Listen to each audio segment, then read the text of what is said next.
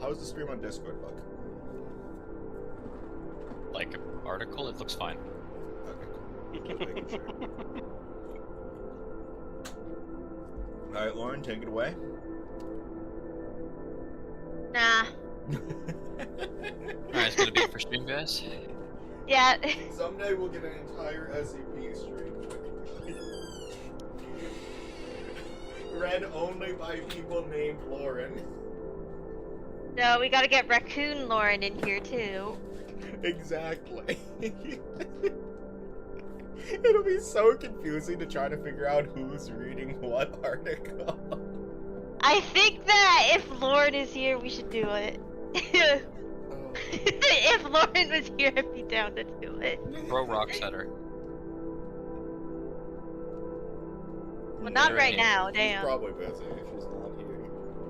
Listen, she would never miss an SCP and mac and cheese stream. I was gonna say. Unless she's preoccupied with the mac and cheese. You can't do both. Nope. I think that happened on fucking Slimecicle's Silk Song stream. Is that somebody like did a donut and said, "Hey, I'll be back. I'm eating mac and cheese," and he's like, "What? You don't need to leave to do that." Is it like a full body? But clearly, you have to. You don't understand. He had to go hunt mac and cheese. Go pluck it from the tree. Junior?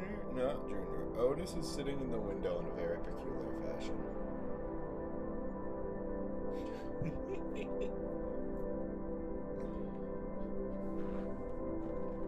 I do want to wait until the first ad break hits before I start reading.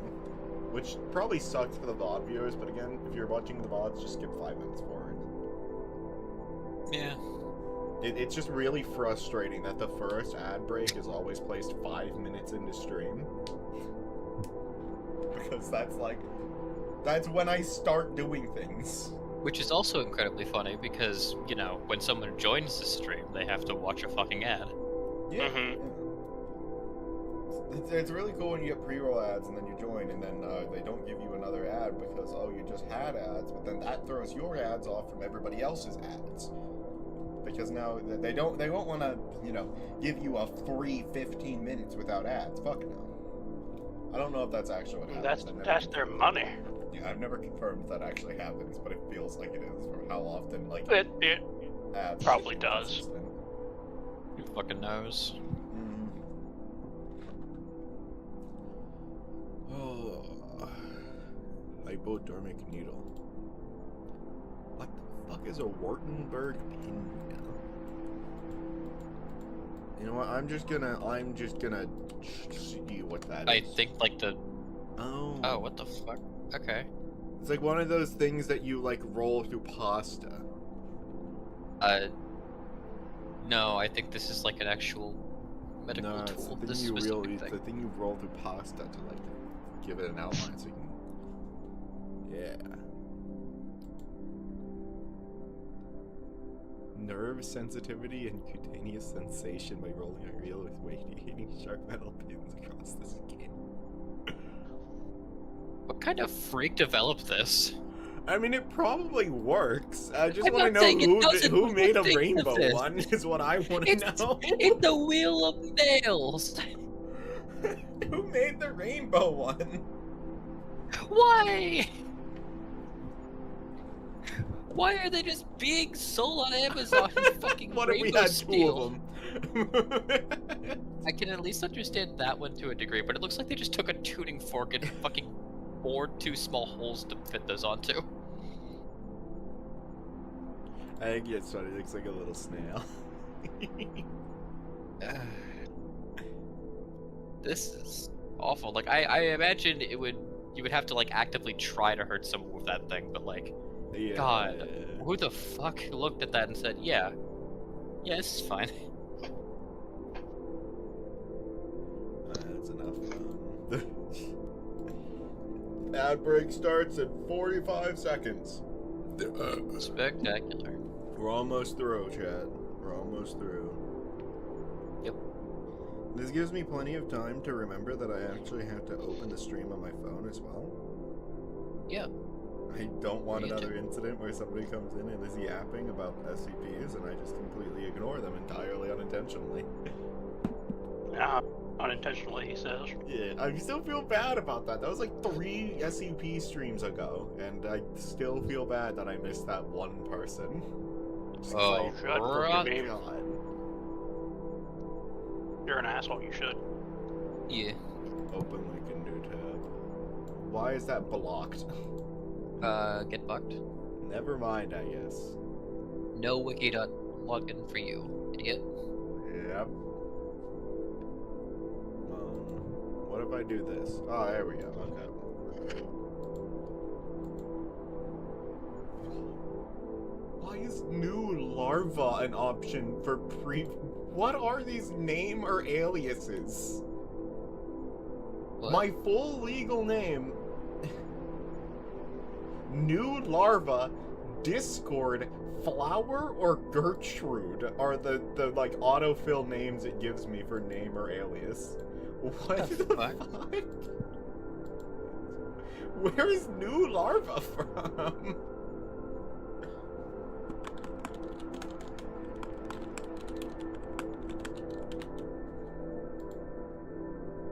It's a good question. No, I don't want that as my password, Google. I'd rather something that I can remember.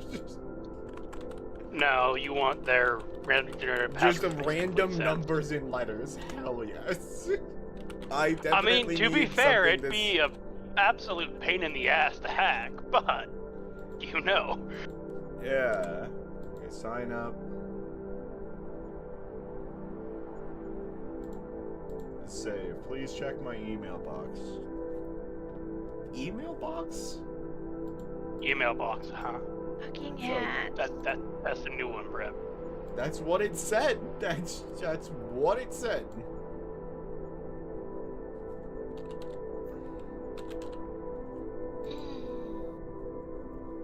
No clock shall stand between you and SCP streams. I still feel so bad for what I've done to your presumed sleep schedule. We fit.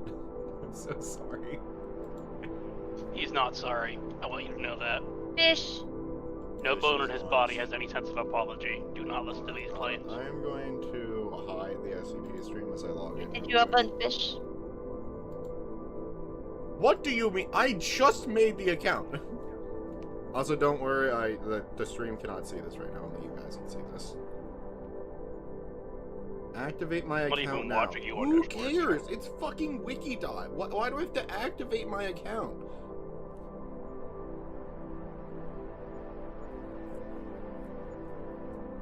Your account has been activated. Great. Okay. Sign in. Yeah, there we go. Who cares? Alright, cool. We're logged in. Helix sign. Great. Okay. Why is there a 1? I've got a message? What? No. Get away from me. Get... Okay. No. Who cares? I don't care. I'm moving back to the SCP. Okay. SCP. There we go. Did your second fish go through? We fit? I didn't see it. I was distracted. I'll give you this one. Alright, time to start reading. Item number SCP-311. Object class safe. Special containment procedures. Contained in high security item storage unit G78 at sector 28. Sealed to all personnel without written authorization from level 4 personnel. God damn it, it's using different terminology than most articles do, and it's throwing me off. Wait, what? Hang on, I didn't... Higher senior staff, not like personnel. Huh. Okay, I mean, I guess it's not authorization wrong, from 3 level 4 or higher senior staff. Item barred for that use. is English. It is English, but it's not how these articles are usually written, so it throws me off, because they usually refer to those as just personnel. Why senior staff? It's fine. Yeah. Item barred for use in further research pending O5 comprehensive review. Description. SCP-311 is a pair of plain black gloves. They exhibit extreme flexibility, which allows them to fit every hand size test. Oh no. Aww. Object was recovered from Redacted, a professed voodoo practitioner implicated in several suspicious murders in Redacted. Following the incident, the body and all the subject's belongings, including the gloves, were appropriated by the Foundation for Containment and Study. When worn, the gloves seem innocuous and present no danger to the wearer. Subject responds normally to trauma inflicted on any part of the body, except the hands where the gloves were worn. All trauma and sensation of any tested kind inflicted on the subject's hands is displaced to another individual, theorized to be an individual the subject is focusing on at the time. Both gloves need to be worn for this effect to occur, but the subject need not be aware of the item's properties. More detailed analysis of SCP-311's properties in Test Log 311-01. Test Log 311-01. Test 1C. Test subjects D23 and D89. Stimulus, Wartenberg pinwheel. There's 3 characters here. Mord, can you just take both D classes? This is like really short. Okay. Sure. Alright. How do those gloves feel? Okay. Comfortable, I guess. Good. Now focus on your partner. Dr. Silas rolls the pinwheel across D23's hand. What the hell? I felt that. Interesting. End log. That's such a short fucking test log. I mean, I have to assume that was. Wait, no, that's test 1C. What the fuck? no idea what that means. What the fuck? Okay, so I guess it's just. All right. Y'all would not Is that the test believe. where they figured out it's based on who they're focusing on? Maybe. I love how they didn't Here's try it on like either hand or anything. They were just like once on this one hand, that's good enough. Okay. Test 2A. Test subjects D23 and D89. Stimulus, hypodermic needle. Did you have something to say, Lauren? Nothing necessarily important. It was just No, Garrett just you got cut off. Oh, yeah. Okay. Doctor. No, I don't read. Okay. Now focus on your partner. Inserts hypodermic needle. Ow, I said focus on your partner. Why, Doctor? Did you feel a little poke? That's irrelevant. If you don't... Guards! Restrain this subject! Agent Tyler enters the room. Quick! He has the needle in his... Redacted. Redact, you son of a... Shoot him! Gunshots. End log. That's so fucking stupid. Why would you... I suppose that one's kind of on Dr. Silas at that point. That's fair. Could have had just the third D-class administer it. Instructions for the following test were issued through a speaker using voice modulation, and D-class personnel employed were not exposed to any Foundation personnel prior to the test. Test 4D. Test subjects, redacted. Stimulus. Concentrated sulfuric acid basin. Dip your hand in acid, Lamau. See those people on the other side of the glass. Focus on them while your hands are placed in the basin. Subject's hands are lowered by a robotic manipulator. After a brief pause, subject D84 in the adjacent room begins to scream and his hands show signs of acid burns. God, what's happening to him? Why don't the others help? Original subject's screams subside. Subject D98 begins screaming. Is that happening to every person I think about? Oh my god! I have to stop this! Please stop! Oh my god, oh my god! Subject continues pleading until end of log. End log. Note, subject's wife and daughter were admitted to Redacted General Hospital later that day, presenting with severe acid burns on their hands and heavy blood loss. Redacted was pronounced dead later that night. Damn. Directive 311-02. Due to the proven capabilities of SCP-311 and the serious possibility of misuse, it has been decided to isolate it in a Level 4 classified location pending review. It is also true that the artifacts might prove useful in extreme situations where handling dangerous SCPs proves necessary. In such an event, the use of SCP-311 is supplementary containment equipment will be evaluated on a case-by-case basis. Dr. Redacted. I think it needs a rewrite, personally. Agreed. I think it needs touched up, yeah. Yeah, I'm not gonna give that Like, I one like a vote. the That's... concept. It's a yeah. simple but actually very dangerous object for a safe class. Yeah. I think if we had just some more, like, interesting logs, or just updated logs, it'd be cooler. But Yeah. this is an old SCP, that's why. It's last updated. I did Mord read it like he's being tickled to death.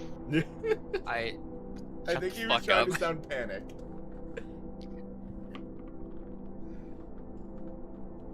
Yeah, no, admittedly, doing panic immediately was not, This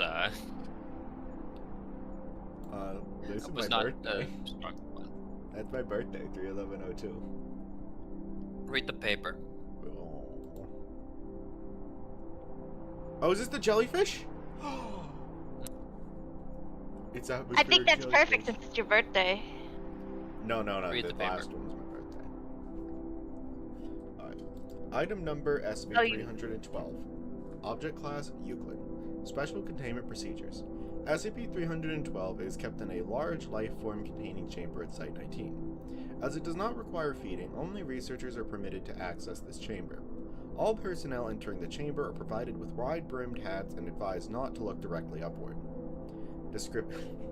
Wide-brimmed hats. I just imagine that. Like, it's like all these like scientists walking into the chamber, and they've just got like really big hats on. They've got fucking gardening caps on. They've got a floofy hat. Alright. Description. SCP-312 is an organism composed of very thin tissue layers and filled with atmospheric gases at a slightly higher temperature than the surrounding air. It typically floats approximately redacted meters above the ground, although it will vary this in order to maintain its position relative to prey. SCP-312 is capable of creating a small lenticular cloud around itself by releasing water vapor and manipulating air currents, and uses this as camouflage. Within the cloud, SCP-312 is visually similar to a large jellyfish, with a cap approximately 2.5 meters in diameter from which trails a tube of tendrils approximately 25 meters in length. SCP-312 preys upon large mammals and shows a strong preference for humans. While hunting, SCP-312 will stalk its prey from a position directly above, manipulating air currents around it to maintain its relative position. Prey can escape by moving at a speed of upwards of 30 km per hour or by entering a large crowd, which seems to confuse SCP-312 and cause it to switch targets.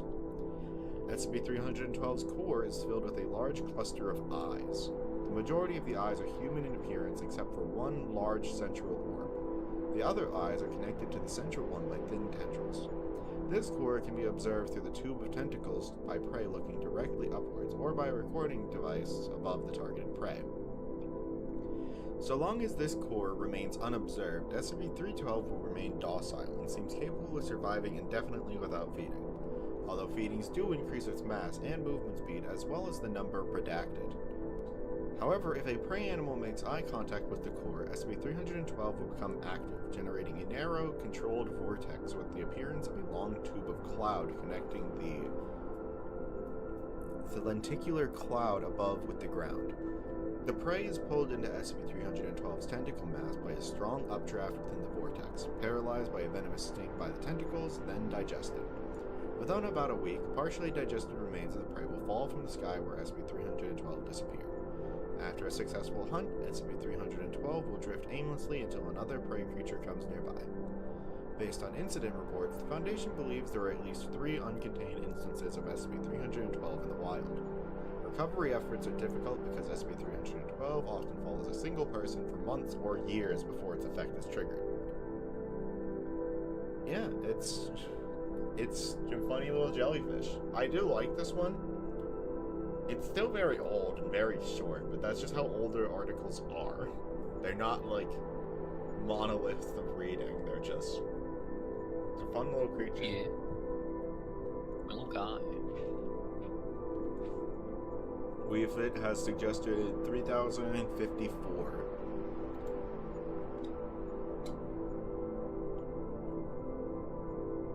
That one, right? Yep. Oh. Good God. Okay. Alright. Have fun. Give me a fucking moment. Okay.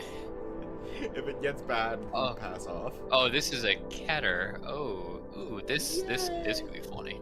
Yay! Also, I know it's not like anything groundbreaking, but I just love the Foundation Disinformation Bureau. I also really That's like good. the Pride Foundation that just pops up in occasional streams. I mean, I assume it's just that whoever made the page gets to do that, Yeah. which I think is neat.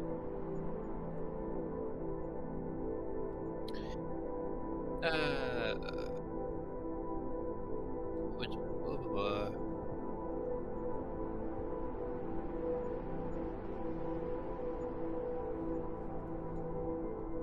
Alright. Item number SCP-3054. Object Class Keter. Special Containment Procedures. A fenced circular perimeter with a radius of 1.5 kilometers has been established around SCP-3054-A. Perimeter is maintained by MTF Kappa 9. Paging Nurse Ratched. Whatever. Under a cover story involving groundwater contamination. Efforts to develop a method of containing SCP-3054's effects outside of SCP-3054-A are ongoing. Meanwhile, all disappearances associated with SCP-3054 are to be reported to the Foundation's Disinformation Bureau for further action. No personnel with a documented history of mental illness are permitted on site. Description: SCP-3054 is an anomalous phenomenon which affects patients interred in mental health facilities throughout North America. Affected patients will disappear when left unobserved. Investigations into these disappearances have uncovered records at each facility indicating a scheduled transfer to SCP-3054-A. Neither a source nor explanation for these records has been determined. Sorry. Foundation became aware of this phenomenon in 1981. However, analysis indicates possible incidents dating back to 1890. Furthermore, while the earliest incidents occurred within 100 kilometers of SCP-3054-A, this area of effect appears to have expanded over time, with the most recent incident reported in Vancouver, Canada. Holy shit. As of now, there have been 912 disappearances associated with SCP-3094. I'm just going to say the SCP for brevity, or -A, because this is going to be a long one. More are expected to be uncovered. -A is Cragstaff Sanitarium, an uninhabited psychiatric institute located in a forested region 50 kilometers west of Hudson, North Carolina. Other than the previously mentioned transfer records, no documentation of -A's construction or operation exists. Researchers are working to determine when -A was built and whether or not it was actually used. It has recently been discovered that any person with a documented history of mental illness may experience SCP effect while inside of -A. See below. Addendum text logs. The following text logs were pulled from Foundation personnel's phones following the disappearance of Julia Owens, a Foundation researcher assigned to -A.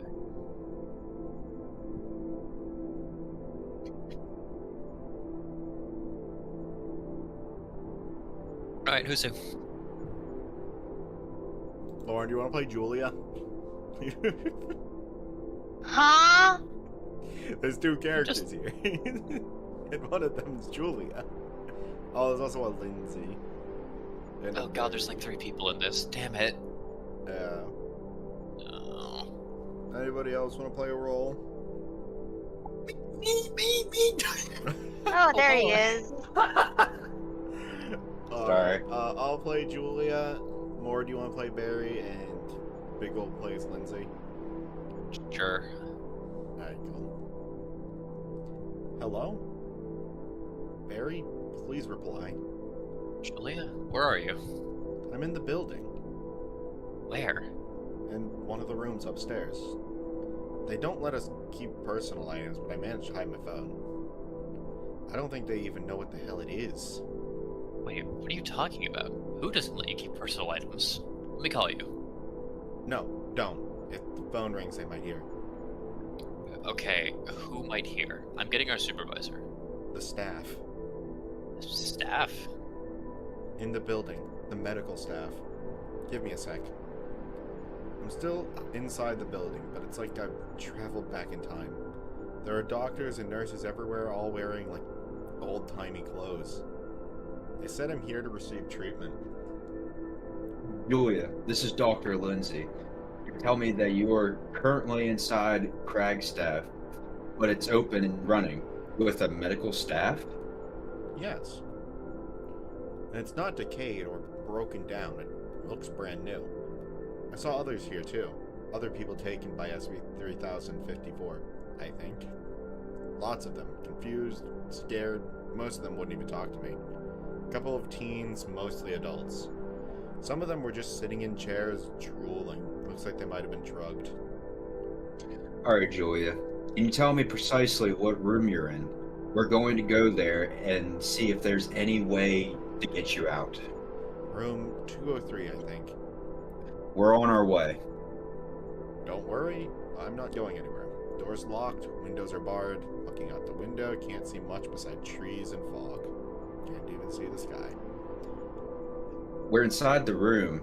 Can you see anything unusual? Try to move some objects around. Everything's bolted down. Someone coming. Gotta go. Stay safe. Text this number again when you can. We'll keep someone monitoring it, and do whatever you can to conserve your phone battery. Oh, okay, Barry's just not a real character. Got it. Huge. I'm sorry, I couldn't have known. No, I just kind of had a feeling by the way he just vanished halfway into the first call. You wanna take Julia? I don't care. Up to you. Yo, anyone? Yes, I'm here. It's Lindsay. Hey, I got all the settings on my phone running on minimum. Also, I'm keeping it turned off in between uses. My battery should last a couple of days at the very least. Presuming I don't blow all my juice on Flappy Bird. Okay, good. What's going on? Can you tell me anything new that might help us get you out of there? Not much. All the windows are barred. Outside is overcast. All the patients downstairs are different now. Most of them are still confused. Just different faces, different people. Have you talked to any of them?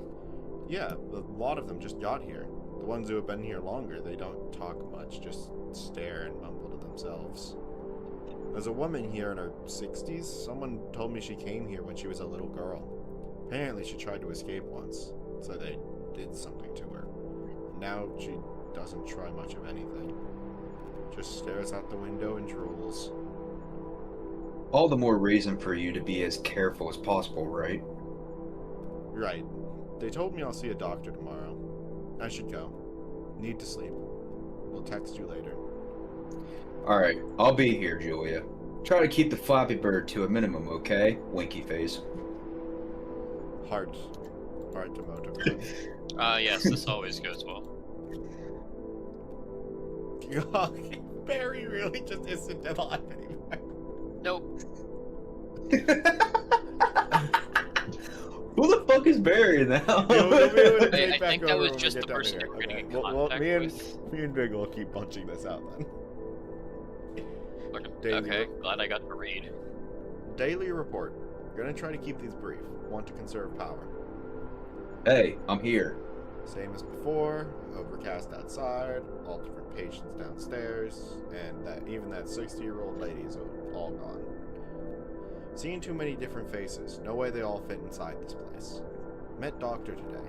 Talked for about 20 minutes. Asked him when I can leave. He said after we've fixed you. Asked him what the hell that even means. He said, that's for you to decide. So I said, well, in that case, can't I just decide I'm fixed? He didn't think that was funny. I asked him about the different faces. He just said, interesting. Asshole is acting like I'm crazy. Be careful. Don't antagonize them. Tell them whatever they want to hear. We don't know what these people are. We don't even know if they're people.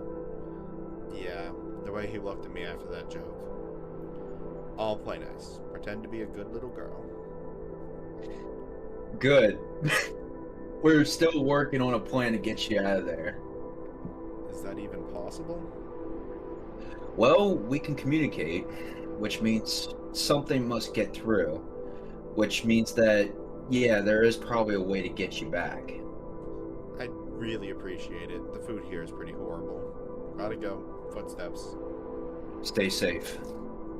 I'm scared. I don't like this. Hey.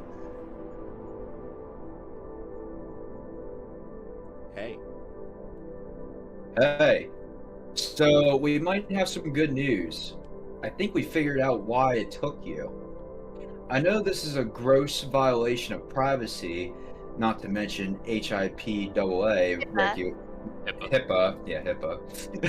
HIPAA regulations, but I thumbed through some personnel files, called in some favors, found out that out of all the people assigned here, you're the only one who's ever been admitted to a mental health facility. We think maybe that when someone is here, SCP-3054 counts it as you being interned in a psychiatric institute, but only if you've been interned in one before. If we're right, it means we know how to send people over. And since you took your phone with you, that means we might be able to send someone to you with something even more useful. Maybe something that can bring you and everyone else back. Anyway, it's not a solution, but it's a start. Julia? Yeah. Yeah, that's good.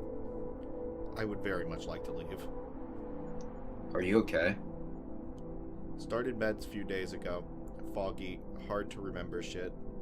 Sorry, hard to focus. Is why I haven't messaged. Been sleeping a lot. No, it's fine. I understand. Been talking to other patients more. Some of them don't even remember why they first came here. I think it's the meds, but I don't know. Maybe it's this place. One of them told me you can petition to leave. The judge shows up and you plead your case, the judge can decide to let you go. I asked if anyone ever got out that way. Nobody really seems to know or remember. I asked if anyone got out, period. Same response. I think most of them have given up. They just stare out the window and chew their pills. But I'm not giving up. I'm not dying at this place. Don't worry. We'll get you out. I promise. I petitioned for a judge this morning. I'm seeing him tomorrow. Are you sure that's wise? It's a shot. I'm taking it. I can't stand this place. It's not even hell. At least hell would be interesting.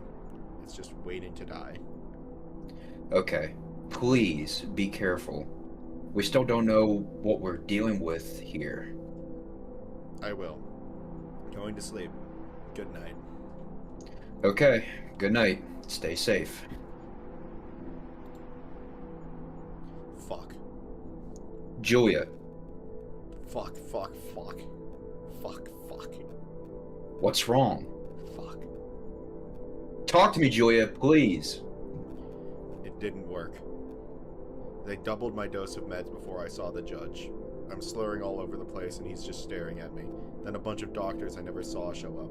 Start talking about how I don't engage with the other patients, or shower, or brush my hair. Fucking showers. I don't even have any other clothes besides the set you gave me, you fucking assholes. I don't even have a hairbrush. How the fuck am I supposed to brush my hair? And no one told me I need to engage with the patients more. They never told me anything. Then they bring up the shit I said to the doctor, like how I saw the faces keep changing. Make it sound like I'm crazy. I'm not fucking crazy. No, you aren't crazy, Julia. The judge said he'd give me a choice. He could make a decision now, which meant either he'd let me out or keep me for another 6 months, or I could agree to stay for 3 months and petition again after. And I fucking couldn't. I was so scared I just buckled. I feel so sick. I'm crying. What is wrong with me? Julia, calm down, please. I don't think you're going to be able to get out of this place on your own. I think you need to focus on keeping your head together while we figure out how to get you out, okay? No, you don't understand. I'm stuck here for another 3 months. I agreed to it. Julia, I don't care what you told them. Once we figure out a way to bring you home, we are bringing you home. I don't care if we need to blow the whole goddamn place down. We're bringing you home, okay? Julia? Okay. I'm sorry. I fucked this up. I shouldn't have said anything. Julia, you didn't do anything wrong. Relax. Whatever is happening to you isn't your fault. This place, it isn't right, okay? Julia. Okay. I'm going to sleep. Please bring me home. I just want to come home. We will. I promise. Okay. Oh, different voices. I've got to fix my webcam real quick because apparently it's bugged. You can start reading if you'd like to more. A moment.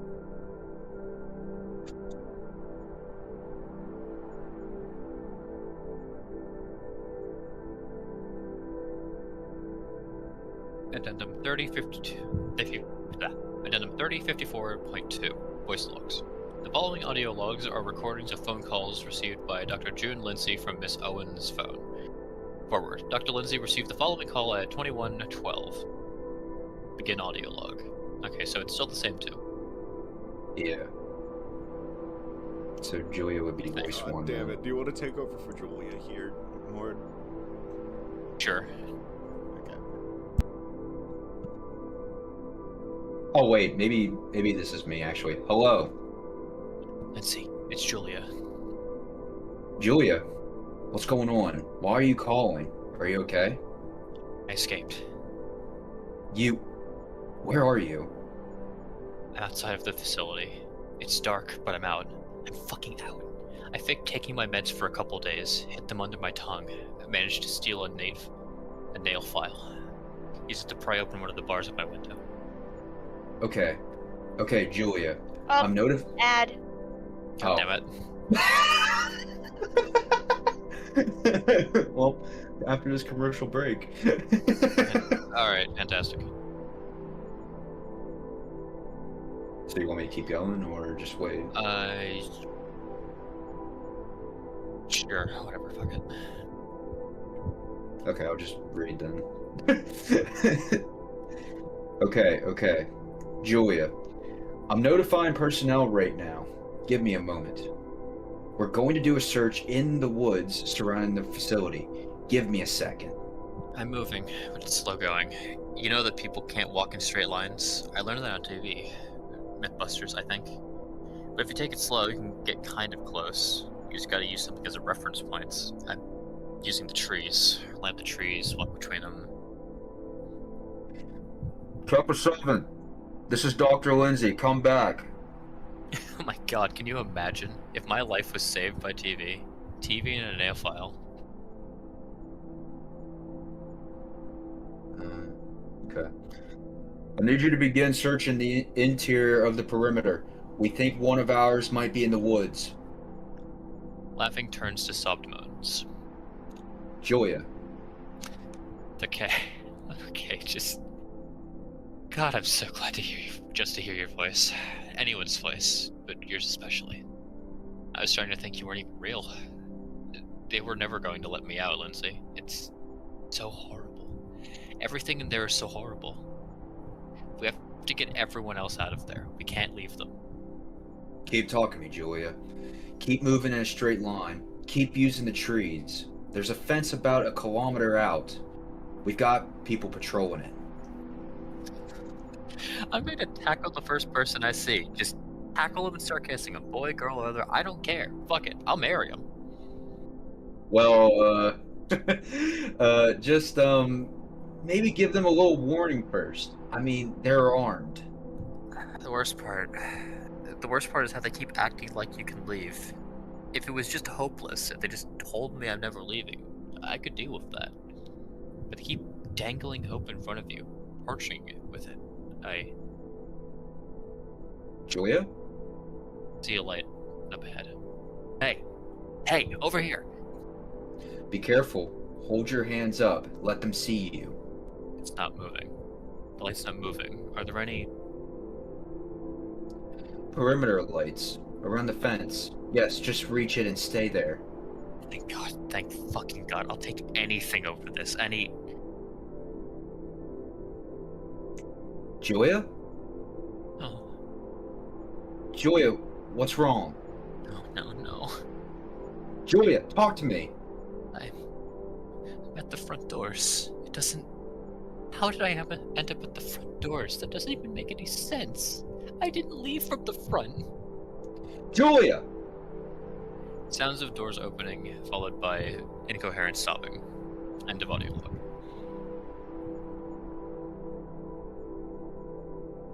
Okay. Forward, Dr. Lindsay received the following call at 13:05. Begin audio log. Let me take a sip of drink first. Okay. Hello? Julia, is that you? Silence. Julia, are you there? Who is this? Hello? Julia! Julia, are you okay? You haven't been responding to texts. I'm doing better. You sound... What's wrong with your voice? It's alright. I understand now. What's alright? What do you understand? You're part of my sickness. What? You're not real. You're a voice in my head. What are you talking about? I thought they didn't know about you. Thought they didn't know I was talking to you, but they knew all along. Julia, please. Whatever they're telling you, it's not right. I thought it was clever stealing that nail file and trying to escape, but they were testing me. They left the nail file out for me to find. They wanted me to see for myself. They wanted me to see just how sick I am. Please stop. Please listen to me. You're not sick. You're not crazy. I'm only speaking to you now as part of my treatment. But after this, I will not speak to you again. I must focus on being well. I must let them fix me. Please don't do this. Please stop. You can't let them win. It's an unintelligible voice. Yes, sir. Julia? The doctor would like me to give you a message. Julia, please, stop. Please. We're going to come for you. He tells me to tell you, tell your supervisors, to tell their supervisors, all the way up the line. Please stop. I'm going to get you out of there, I promise. You are sick. You are broken. We will fix you. End of audio log. As of this date, no further attempts to contact Miss Owen's phone has succeeded. Addendum 3. The following emails are documented here to give context for the incident that occurred on 5/7/2010. Date 21/6/2010 from Director Browning to Dr. Lindsay. Subject re-article updates. Although it's clear that Miss Owens was abducted by SCP-3054, the only details we have about this alt-dimension Crag staff are from her texts and phone logs. And as you yourself discovered, Miss Owens is a recovering schizophrenic, still trying to figure out how Risa missed that one. Her testimonial is anecdotal at best. At this point, our knowledge of this dimension is purely speculative, and we do not deal in speculation. We deal in cold, hard facts. No one outside of D-Class personnel is going through SCP-3054 until we're reasonably certain we can bring them back. Recovering Miss Owens is high priority, but so is protecting Foundation agents here and now. I'm not sending armed personnel into a dimension we know nothing about. We need more data. Furthermore, given the possibility that SCP-3054-A's nature may target subjects with documented mental illnesses, I am rejecting your request for psychiatric treatment, for reasons that should be absurdly clear. Instead, I'm giving you 2 weeks paid leave, effective immediately. Take some time off, Jim. Forget about Miss Owens. Let us handle it. Request some amnestics if you need them. Whatever it takes. Get your head back into the game. We've got work to do. Should we see if these lead to anything? Up to you. Why did that open a... No idea. Fuck it. It's not It real. says select an app to open this mail to link. I'm not doing that. Oh no. That's just a That's a different boat. thing. It just... Nope, That's that's a boat. wrong. That's Broken a Masquerade Summerfield. Hub. Get away. Yeah, maybe not. We're not doing a deep dive into this right now. Scroll back down. Not real. Yeah. Date 5/7/2010 from researcher Phyllis to Director Browning. Subject incident. Contact me immediately. If you're reading this, either you already know what's going on, in which case disregard, or you're turning your computer on before you check your phone, in which case stop what you're doing and call me right now. You can keep reading while the phone is ringing. Dr. Lindsay disappeared. It happened just after she got back from vacation. She entered SCP-354-A, said something about wanting to check on a hunt. Then, an hour later, no one could get in contact with her. 3 hours later, we're still looking for her. Suddenly, one of the structures on the west side of SCP-3054 just collapses. Someone blew a goddamn hole through it. We're all scrambling. I'm trying to call you and leave you 5 voicemails and over 20 texts. And that's when somebody finds the note. June left it on her desk shortly after entering SCP-3054-A. Scanned it and sent a copy to your phone, but I'll include it here so you can see. If you're reading this, then I'm already gone. Let me tell you about my vacation. I had a wonderful time. Saw some family, watched a few movies, borrowed my father's pistol, managed to get a hold of some grenades. Took a trip down to the shore, found a psychiatric institute that would admit me overnight for grief counseling. I'm going in. Either Julia is coming back with me, or I'm not coming back at all. Foundation personnel are to continue monitoring mental health facilities throughout North America to determine if any change in SCP-3054 has occurred. God damn. I like that ending. That's a cool fucking ending. It doesn't tell us if that even accomplished anything, but just the fact that she did that is crazy. That is good. Yeah, that's just... I'm getting Kaboom explodes. I'm going in. What do you mean this action is restricted to site members? I'm logged Go in. fuck yourself. Am I not a site member? No. Okay. Oh well, I guess I made that Class D account for personnel. fun. Join the site. I'm not doing that now. I love this Yuri fanfic. This is good. It's fucking. I hate. It's terrifying. Like being just stuck in that situation, nothing you can do. It's miserable. The thing is, minus the anomalous aspects, there are many reports that would indicate that's just kind of how all insane asylums operated back in the day. Yeah. Because, like, why would they receive funding if people are actually treated?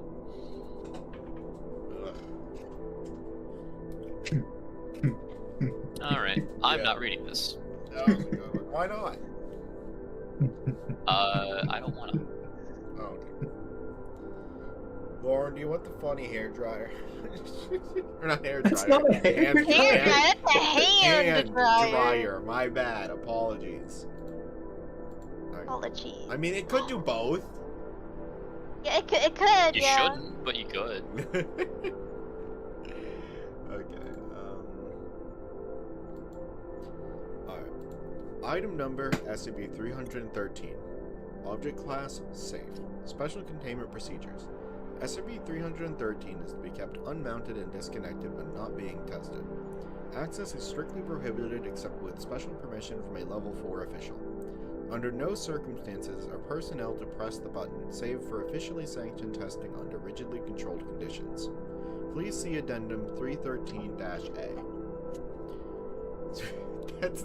That's the anomalous property. It's a hair dryer that wets your hands.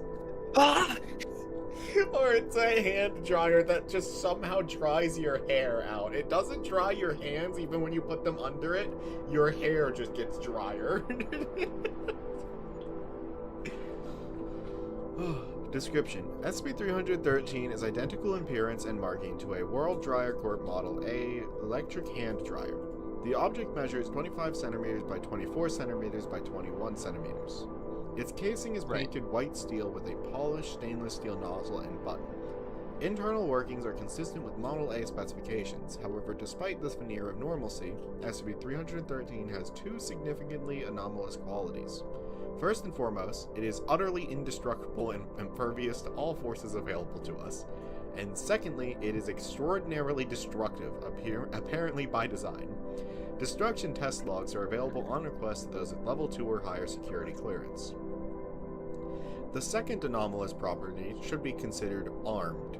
When SCP-313 is mounted on a wall and connected to a dedicated 20A power source, under these conditions, each push of the button represents a 1.5% chance that this property will activate. When this occurs, SCP-313 will begin to emit a stream of superheated plasma, which originates somewhere within the objects and exits through the nozzle in a direction perpendicular to the surface on which the object is mounted.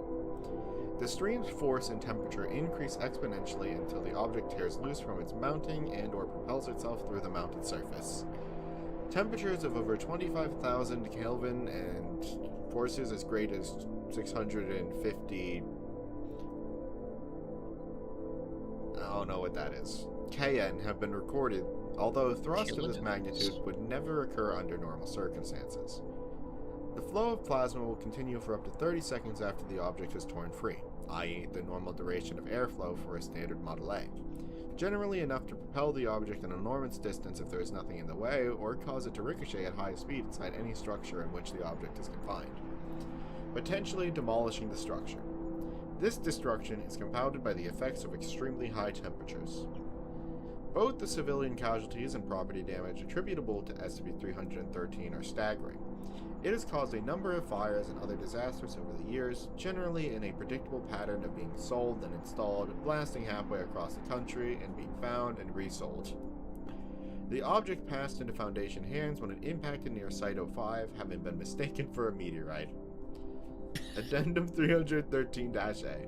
Some of the lower level personnel have been pestering me about our safety procedures when using SCP-313.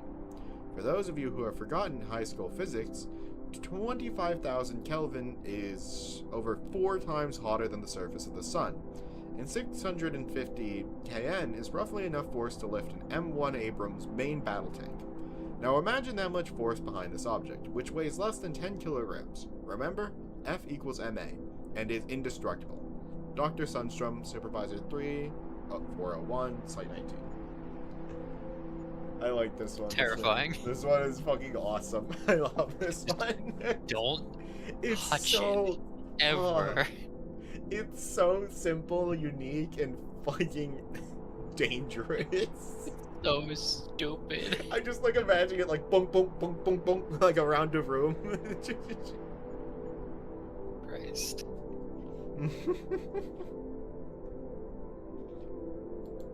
Yeah, that one's good. I'll take another one. SCP-314. Item number SCP-314. Object class Euclid. Special containment procedures. SCP-314 is contained... hold on, fuck, damn. Where's my phone? I haven't... okay. Just realized I hadn't looked at YouTube chat in a moment, and I was like, oh, fuck. Don't Man, tell you're bad me. at this. It's a panic every time I realize. Special containment procedures. SCP-314 is contained at the location of its original discovery at Site-47, which has been rebuilt around the anomaly. Local personnel publicly operate under the guise of the U.S. Forest Service. Although SCP-314 is highly mobile, it has never moved beyond a 50-meter radius of its origin point. The area delineated by this radius is known as the Red Zone. SCP-314 has created an equally large depression in the Earth below its origin point. All attempts to remove or restrain the object have thus far failed, but containment has been achieved by the construction of Site-47 itself, which is also used for various physics experiments regarding anomalous objects. Any experiments involving SCP-314 must be cleared by Dr. Williams, C Form HM-120. What is that, like waterfall? Whirlpool, maybe? No idea, man. Pokemon. Pokemon. With the exception of approved experimentation, all personnel are to keep clear of the Red Zone. SCP-314 is highly reactive to all motion within approximately 52 meters of its origin point. The fact that it says 50 meters and then that's crossed out and then 52 meters is so funny to me. Because I can't imagine that's like a, oh, the range is increasing over time. That's just like a, oh, wait a minute. Oh, fuck, it's not... somebody got a little too close and found out. They got a little too close. Addendum. After Incident 314-OE, researchers are reminded that the object's kill radius Love that we're getting the kill radius drop before the description. It is approximately 50 meters from point of origin, and for purposes of safety should be assumed to actually be 51 meters. Although safe interaction is possible at the outer edge of the red zone, and the object may even exhibit what the late Dr. Stratum described as playful behavior at that range, all action within the kill radius has been met with violent reaction. Description. SCP-314 is a 0.97 meter long, or is that meter, or is that... I'm assuming it's meter. 0.221 meter thick obelisk, which is highly reflective and metallic in appearance, with tapered edges that are apparently sharpened to a molecular level. No material has ever been recovered from SCP-314. The object is capable of levitation and extremely swift motion, although it lacks any visible means of locomotion. Although research does not indicate any true intelligence, the object is most certainly sentient of its surroundings and extremely reactive to any motions or vibrations within an approximately 52-meter radius. Analysis of rubble recovered from the ground below SCP-314's origin point indicates that the object arrived at this location sometime between 1975 and 1979, which is supported by pre-containment reports from civilians. The object emits no unusual radiation save for a very faint sound which appears to be an anomalous broadcast of Redacted FM, a local classic rock station. That's funny. That's really funny. Yeah, the obelisk plays rock music, sure. Do you think the radio station is also named Obelisk? No, I just think that it's funny that it plays rock. It's like, oh yeah, the rock plays rock music. That makes sense. Yeah, but do you think the radio station is coincidentally named Obelisk? That would be funny.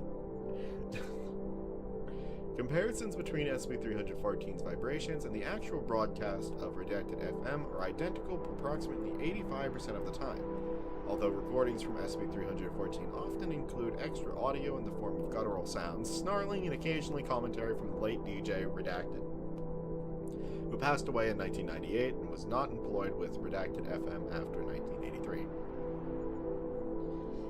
I love that it's just like tied to this one radio station for like no reason. Research summary. SCP-314 reacts to all motion within its kill radius by impacting with the source of movement, although it ignores particulate matter smaller than 125 micrometers. I really love imagining them testing that.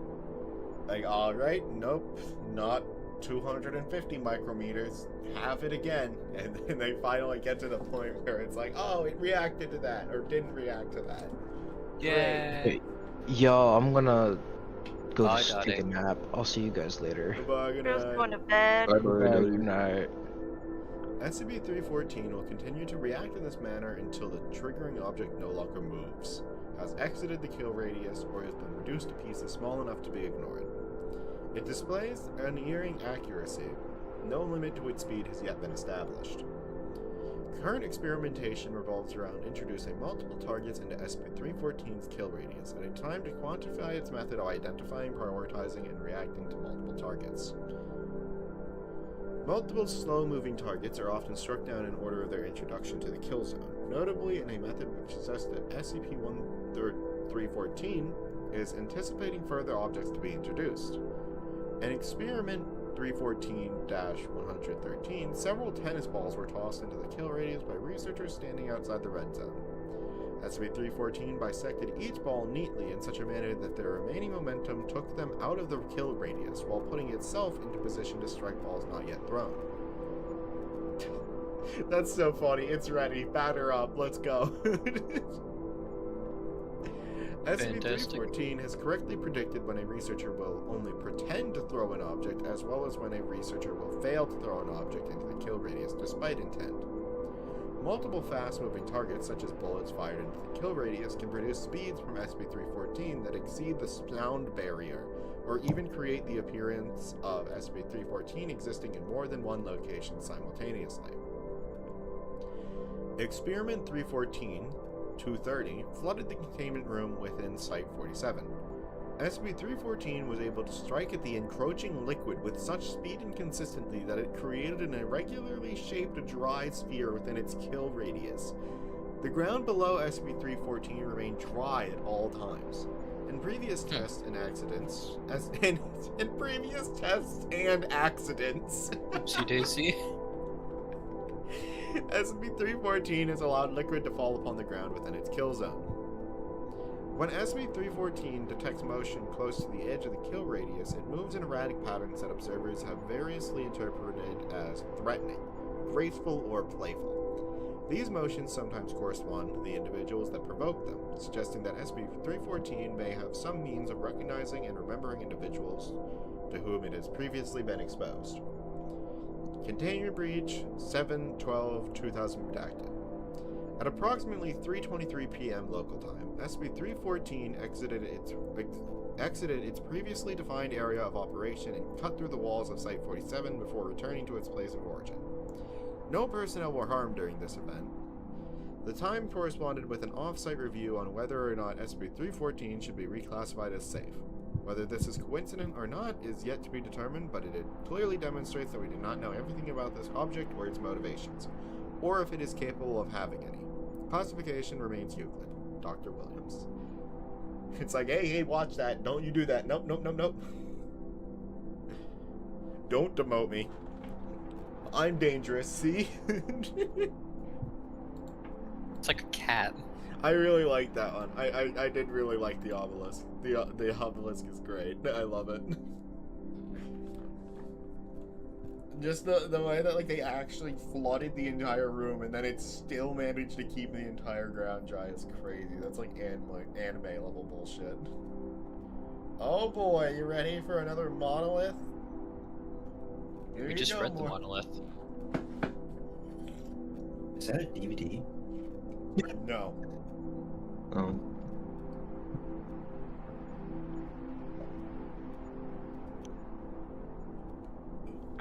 Alright.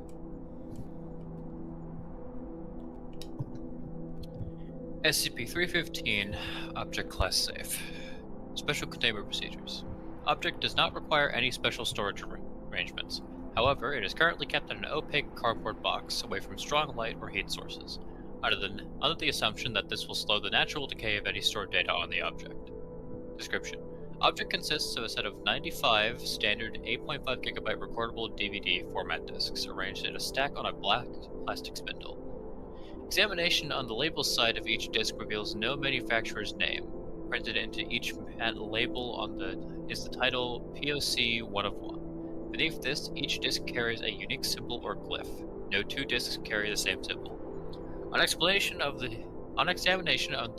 data side of the disk, it can be seen that each disk has already been fully written with data.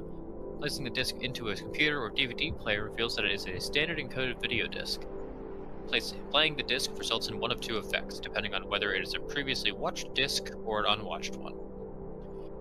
If an unwatched disk is played in a DVD player, the video begins. The scene displayed is a well-furnished living room with a chair in the center. Sitting in the chair is a Caucasian male, SCP-315-1, appearing to be around 40 years old.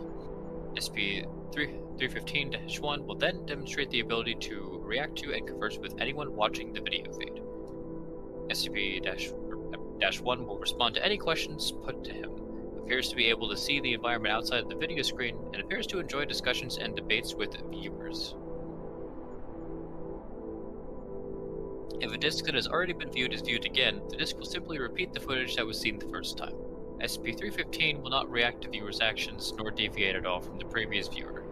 The disc, once played, always contains the same footage regardless of who was watching it. The only way to communicate with SCP-315 is to insert a disc that has never been watched. Given that there are 95 discs, each containing 3 hours of video, it follows that SCP-315-1 has an effective lifespan of 285 hours or 11.8 days, not including footage that has already been watched. It should also be noted that SCP-315 is not the complete set of discs. 5 others are known to exist. It is known that all missing discs have already been fully viewed. SCP-315-1 is cognizant of the nature of his own existence. When questioned, he is aware that He's aware that he's being displayed on a television screen or monitor and can reliably identify the type, size, and color of the device of which he is shown. When directly asked about its specific nature, however, SCP-315 will not give a straight answer, preferring to draw the viewer into a discussion or debate. It is not clear whether SCP-315-1 is withholding information about his origin, or whether he is uncertain himself. He claims the former, stating that to tell us everything would spoil the game. He neither demonstrates nor admits to any unhappiness with his situation, nor his short lifespan. SCP-315-1 retains memory between disks. If one viewer interacts with an unwatched disk, then switches to another disk, SCP-315 will recognize the viewer and refer to a previous conversation. SCP-315-1 has even shown signs of developing a rapport and friendship with those researchers who have spent a lot of time talking with him. Attached, Document 315-A, a collection of relevant excerpts from interviews with SCP-315-1. Recommended reading for familiarization with the subject. Oh, Christ, okay.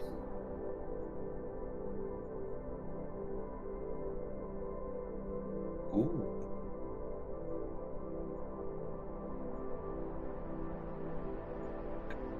Alright. Interview logs. A collection of excerpts from interviews with SCP-315-1. Interviewed SCP-315-1. Interviewer Dr. Redacted. Forward. Primary examination of SCP-315. Discovery of SCP-315-1. Disk watched 1. Glyph data expunged. Begin log. I didn't realize I was muted, but I did ask who you wanted to play. Oh, I don't really care.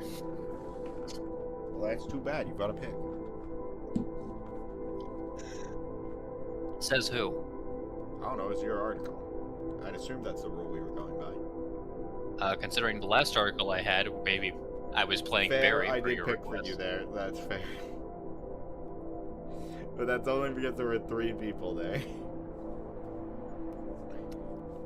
So I was like, I better decide. Well, who's get doing to it. picking. I'll do the SCP. Okay. This is Dr.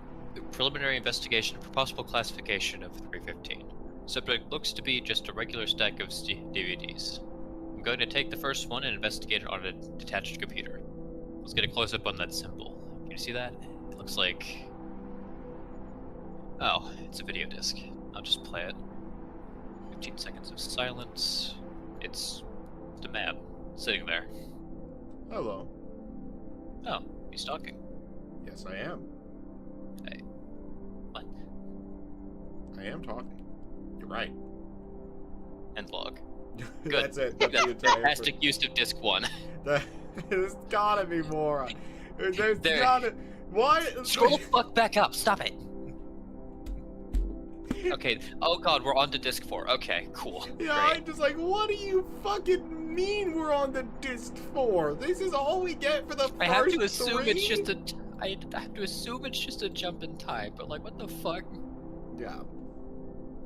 Okay. Only thing that's different about this is that it's on disc 4. Begin log. Can you remember what we talked about last time? Last time? On the last disc, you mean? That's what I meant, yes. Is that how you measure time per disc?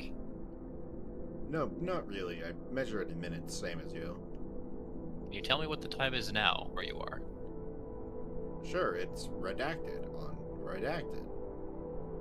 Redacted times were consistent with the actual time of interview. End log. Okay, that's neat. Now we're on to disc 7, forward. Oh probably shit, did I just forget say- the forward of the last one? Was there a forward of the last one? There's- No. Okay, cool. But you could just shorten it to like disc 7, disc 4, disc 5. Yeah. Forward. Dr. Redacted first assigned to project. Given goal of establishing psychological profile of SCP-315-1 and to determine, if possible, its origin and nature. Disc 7. Begin log. Well then, try coming at it from a different angle. Like what? Well, for example, let's say there's nothing at all paranormal and unusual about these discs. Let's say that there are ordinary DVDs with ordinary, unchanging video data on them. Well, the video data does change. Does it? Yeah, when I talk, you know what I've said and make a relevant answer. When we play the disc again, it's that same answer, so it's permanently changed. My point is that you can't tell it's changed if you don't know what was on it before. It could be that the disc always had that answer on it. That's impossible. Huh, says the Foundation employee to the SCP.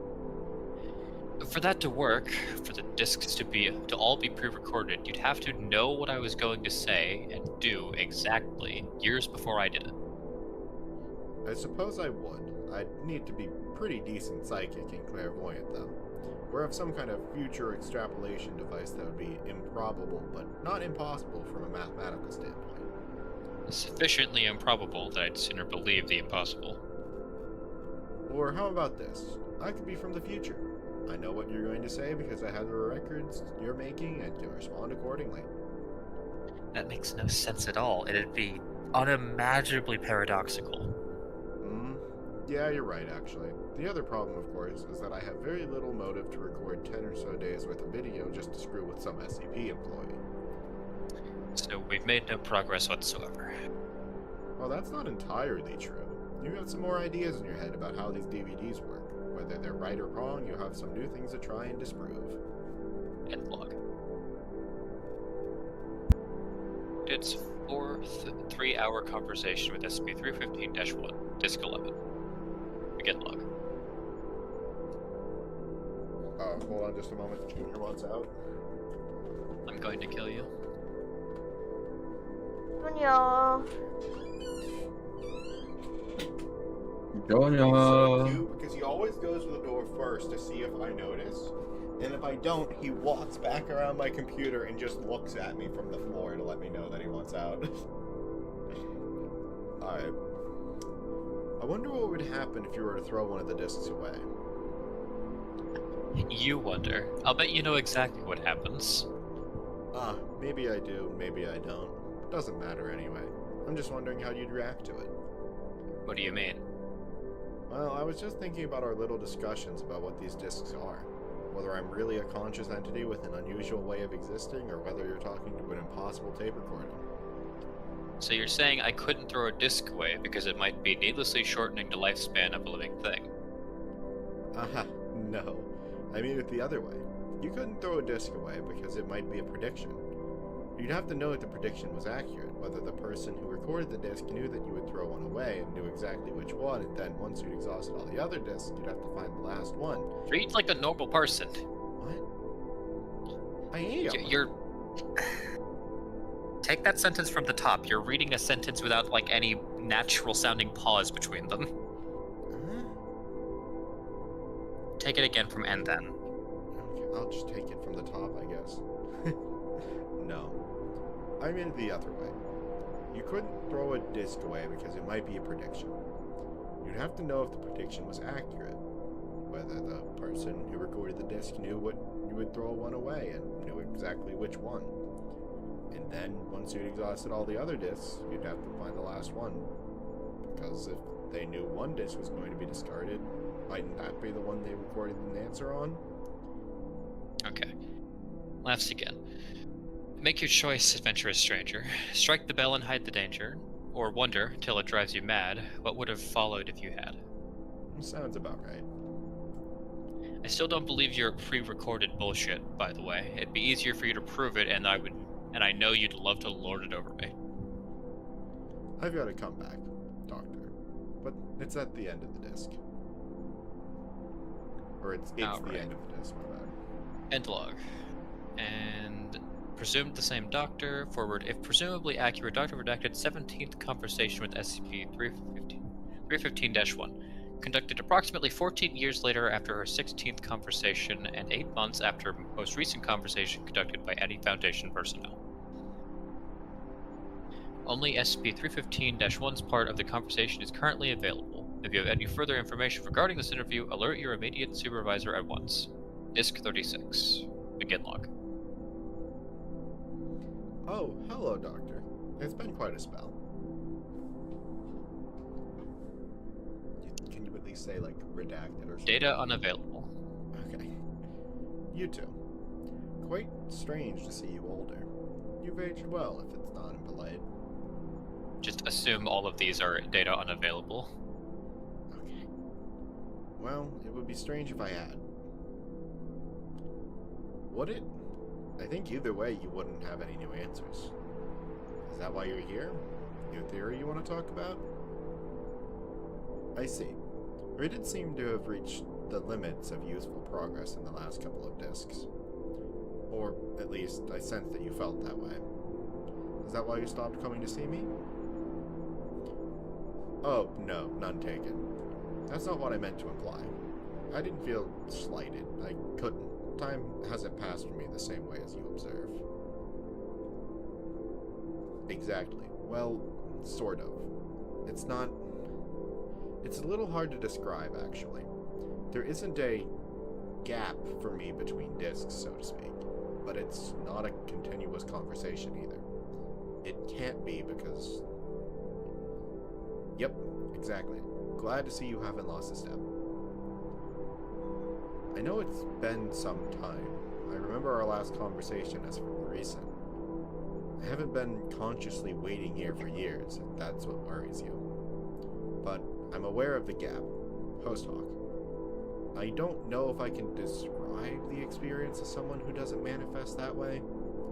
I imagine you'd find it contradictory and uncomfortable.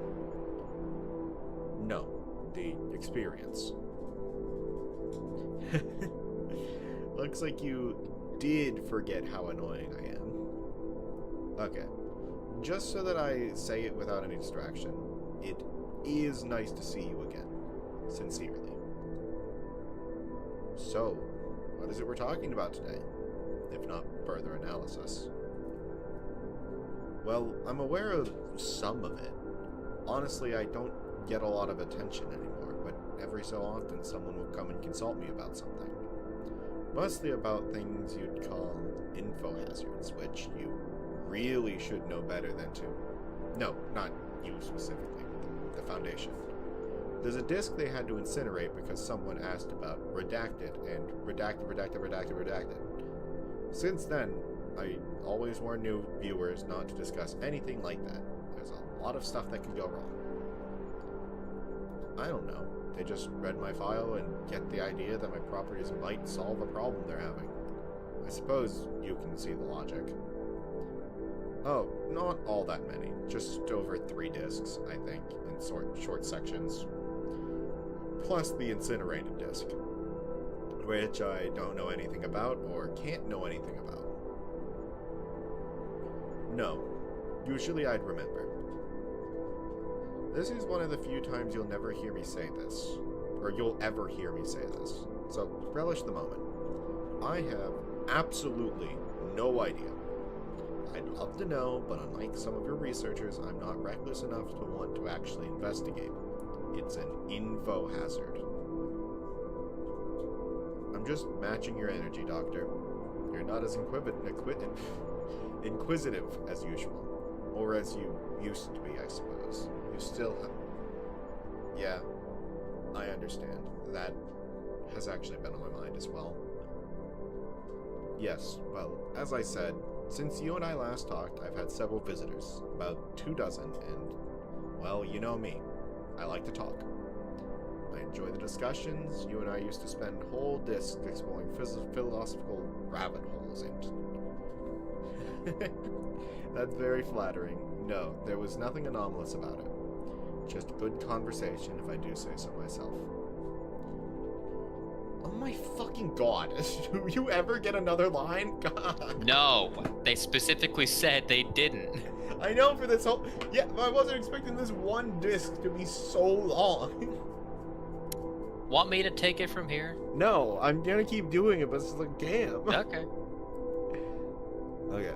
Maybe we should set up a little precedent of, like, vaguely glancing at which characters get the most speaking lines, because this has been a problem twice now. I think it's just coincidence, and at the same time, it doesn't affect anything in the end. It's like, who plays who character, it doesn't matter that much. Okay, if it happens again, I'm going to make you print and eat your words. I don't care if it happens again. It's not that big a deal. It's just like... Whatever. Fine, just read it. Yeah. SCP-315-1. Why did I read that part? No, don't worry about it. It's fine. Well, you get as much credit for that, or just as much credit for that. But you know, that's the thing. You and me, Great. Had some good discussions with the researchers who came before you too, but since then, no matter how hard I try to engage, nothing. Some researcher I've never seen before pops up, asks a couple questions about, I don't know, a fantasy-themed amusement park called Fountain Ferry, New Hampshire. Located in Fountain Ferry, New Hampshire. Located in Fountain Ferry, New Hampshire. Or some similarly impossible object, and then shuts off the player. I was getting worried that someone had changed the containment protocols to discourage anyone from talking to me. I mean, not that it's all that impossible for me to be lonely, given that I can't logically be alone, but it is a little diminishing. Oh no, not really, just an example. It's a park in New Hampshire called the Fountain Ferry Enchanted Village, with animatronic fairy tale figures and live performers in costumes. It's good fun for children and adults alike. Don't know why they brought it to me, really, but I don't see why I'd be any help. But it's a good example of my point in that, well, it's an interesting little curio, isn't it? Intriguingly impossible, strange in effect, inscrutable in purpose, if it has any purpose. Exactly. See, that's why we get along so well. All sorts of interesting questions there. I bet we could get a good, edifying hour or two out of that. Tried to engage the other doctor, could barely get a grunt out of him. Doctor redacted. Well, okay, sure, but it's not just him, it's all of you. Just no interest anymore. Makes one feel, I don't know, outmoded, passé. Envious. Jealousy is coveting something you already have. No, don't worry. Common mistake. There's that smile. There's life in you yet, Doctor. And envy isn't the right word. It's a disappointment. I admit that possibly there's a little ego involved. Like I said, I'm matching energy here. I mean, all I can really do is talk. I try to make that productive, which means engaging you on your own terms. Sitting here is awkward silence, and in awkward silence is a little more wasteful for me than it is for you. Well, previously you've been inquisitive, investigative. Now you seem a little bit more, I don't know, pensive? There's something on your mind, but you're avoiding saying why you're here. I'm hoping that sharing something on my mind will make you more comfortable in sharing what's on yours. No, not really, but I mean, what is real in my particular case? Alright, sure. It's okay. So, you know the label of these discs where it says POC? Did you ever figure out what that meant? That would be a bit of a mislabeling. That's fair. You want me to tell you? Of course I know. It stands for Proof of Concept. 1 of 1. This set of discs comprises the production run, as it were. No, that's a whole other discussion. Forget I said it. That's not the point. What I'm getting at is, obviously someone had to make these discs. There are plenty of SCPs that spring up naturally or supernaturally. But ghosts and fairies don't generally do a lot of digital media production, right? So someone with a relatively technical background produced these discs, and as the label implies, this particular set was the proof of concept. Well, exactly. What indeed? No, I'm not. I mean, maybe we can do that later, but for once, I'm asking no one rhetorically. Maybe, maybe not. That's not the point, though. Shush. No, shh. Look, shush, and listen for a second. If these discs are a proof of concept, if I'm a proof of concept, well, firstly, wow, that's a pretty amazing concept they prove. Whatever the specific purpose is and whoever they are, but then what happened? Briefly, not even half of the discs, and then I got classified safe, put in a box, shoved in a closet, and mostly forgotten about. You know what I mean, right? How can something so impossible have meant so little? I understand that, yes, I caught little snippets in conversations. I know what it is you all do, the kinds of things you ended up dealing with. You outgrew me. That's only natural, but... Look at this place, though. This isn't the room we used to interview in. There's a discolored tile up there where the rain got in. That AC unit doesn't look like it works. The door isn't even locked. Is this the same building? Safe storage. That's, as the name implies, a retirement home for boring SCPs. I know, I'm just taking a moment. In any other world, these discs would be really special. Really interesting. There would be people desperate to figure out how they worked, what they were for, what I am. I mean, not even another world. It used to be like that here. Now it's apocalypses, catastrophes, strange wars that end by retroactively not happening. The world gets so much bigger. If the Foundation picked me up today, I doubt I'd even get a number. No, of course not, and no desire to be. I'm really not up to anything malicious, you know. I could be lying about that, obviously, but I'm not. There was this moment of excitement where we felt like I was important, and I was kind of important in a small way. And then you all just discovered 10,000 more interesting things, and then it doesn't feel likely that half of the set will ever even get played. Oh, no, of course. Forgive me if I seem a little maudlin. I'm not really. That's not how I work. I wanted to make the observation, in case I do go back on the shelf and don't get brought out again. Because it looks like this proof of concept ended up going nowhere. If this is all it turned out to be, then that's fine, but I'm saying this now so that the statement exists and someone heard it. I agree. It's vague. I can't figure out what I want to say. It feels unbecoming if one day I have some random conversation with some random researcher get put away, and then completely arbitrarily it turns out that's the end of my interaction with the world. So, yeah, that's it. That's what I want to say. I acknowledge the ending. Incepi et perfecti. Oh, no, not at all. I'm always delighted to talk to you, Doctor. Honestly, anytime you'd like. No, that doesn't matter. There's a reason these discs aren't sequentially numbered. Whatever the last actual conversation is, I'm satisfied that it's been said. Well, you have to understand, it's been more than a decade for you. From my perspective, interest tailed off a bit more quickly. Don't know, you can put me away if you'd like. I'm still interested to hear what you came back to talk about, though, if there's anything. See? Told you. I'm good conversation. I didn't know. I suspected. I know you well enough. Thought about you a bit when I was talking to other researchers. Wondered how you were getting along with all the new stuff. Or if you were still here. I did ask a couple of the researchers to pass on my regards. I suppose they didn't think it was important. Well, I don't know about that. You're the person I've talked with the most, though. Well, thank you for saying it. I try to be friendly with everyone, but I wouldn't presume. My interpersonal relationships are definitely strange. Oh, I thought it was implicit. Implicit. Yes, I agree. We're friends. You could call me more often.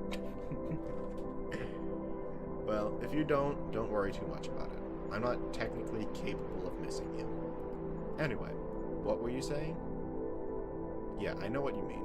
That's why I suspected. Same wavelength, you know? I don't know. I don't think I'm the right person to ask. I imagine the Foundation doesn't make that easy. Or maybe they do? You'd know better than me. How does a retirement process work when you know as much as you do? I'd probably be suspicious. There might be options, though. Amnestics, that sort of thing. Or maybe it is just, you know, very possible. Again, I have no information to help with that. It's very you, though. Very younger you, anyway. Very impulsive. I don't know if you're like that still. Could work, though. Or you could just fake something. I mean, I imagine it happens for real a lot. Interesting question. I don't really have a strong desire either way.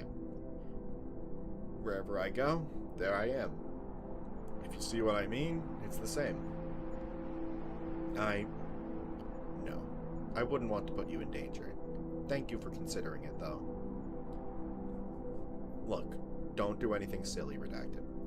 I told you, it's not the same for me as... No. What would I even be able to do? Reach out of the screen and stop you? Maybe you don't know. Ooh. Look, calm down for a second. Sit down. Sit. Put those back. Hey, what? Don't. Would you sit down, for God's sake? I want to go on record and say this is a terrible idea. I mean, I love it, I support it, and good luck. But you're an idiot. Oh, trust me, I believe it. I literally can't do anything else. Honestly, though, I'm rooting for you. One way or another. For Christ's sake. Come back! You need to... Nope. There she goes. Huh. SCP-315-1 looks around. Expression uncertain. Now what? Oh shit, I'm supposed to read this, sorry. Yeah. Yes, 315-1 sits in the chair for approximately 6 minutes, occasionally fidgeting. Oh, the hell with it. SCP-315-1 stands up and walks out of frame. Does not appear again for the remainder of the disc. End log. Oh, that was really good. That was really I good. really like this one. That was really good. This is an incredible... This is how you addition. do meta commentary on Yeah. thoughts about SCP. Like, This is so interesting. I love this so much.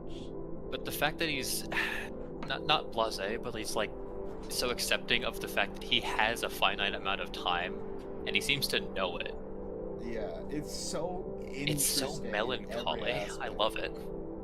Even from the point of where it's talking about, okay, so he's upset, I guess. Of course, you can't really be upset. You know what I mean? That he has become so boring, and he says that in any other world, I'm an incredible miracle. Is so cool, because, like, imagine this in our world. That's so interesting. But in terms of the Foundation, it's nothing. That's why I go to melancholy, because like he's obviously not like upset, but he isn't fully content with it either. A quick summary of the SCP is a set of discs that a person is on who talks to the user for the first time each disc is played, but then after that it's just a recording of that conversation. Each disc is 3 hours long, so yeah, there are about 95 discs, so he's got a finite amount of time to exist. God, that is so interesting. It really is. And yeah, for a lot of his time, besides like the initial researcher who was talking with him, a lot of it was just people coming up to ask him benign, stupid shit that he doesn't realistically know anything about. He's just kind of like, Yeah. sure, I know what an info hazard is. I can't tell you about that one, you fucking ass. Yeah, but a lot of this was just a conversation between him and that researcher that he had a nice conversation with. And The gimmick with the last one was that they weren't able to get the, like, recorded audio from the researcher in that one. But you can mostly piece together what they might have You can said. make these, and the thing is, that's how you tell it's really well written. You Yeah. can tell what the other half of the conversation is in broad terms. Yeah, we don't get the exact words, but we get the meaning behind it without ever even hearing a word of it. That is so cool. I really like I this think ending bit where, like, presumably she, like, gets up, grabs the disc, and, like, fucking runs out of the room. And she's like, wait, no, turn it off. Oh, god damn it. Oh, God damn it. God damn it. He's just like, now what do I do? I also like that that the implication is that she like ran off to like some fucking motel or something, or No, I think she somewhere was talking that's about like trying a to bit get more him a run down. human body as well for a bit there. Yeah, which, fair, I support that. Fuck yeah, get this guy a 4. He seems like a cool guy, all things He's a chill considered. guy. I like the whole part about, like, oh yeah, I know I'm not an apocalypse-bringing monster, and that clearly she's like, do you want to be? And he's like, what? No, I was just saying, like, No. that's interesting. I just really like, obviously, like, the actual text of it, but, like, the meta commentary of just, there's so much crazy shit going on in here, I'm just kinda, I'm a set of discs. Incredible. This one is so good. This is my favorite for the day, I think. Mine too, honestly. Like, I Like, wish it I would could take a like lot, it, but, like, unfortunately I'm not a site member. I also really like the mental ward one, that was really good too, but, like, holy shit. We're not quite done yet, but an We're not ad break done is yet. about to hit, so I'm gonna take a quick bathroom break. Also, hi, Rich. You keep yapping. I'm gonna go to the bathroom.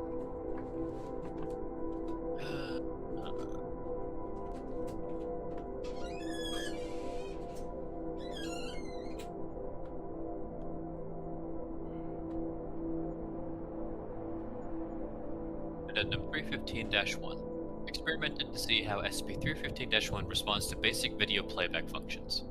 Pause. Entire screen paused, including SCP-315-1.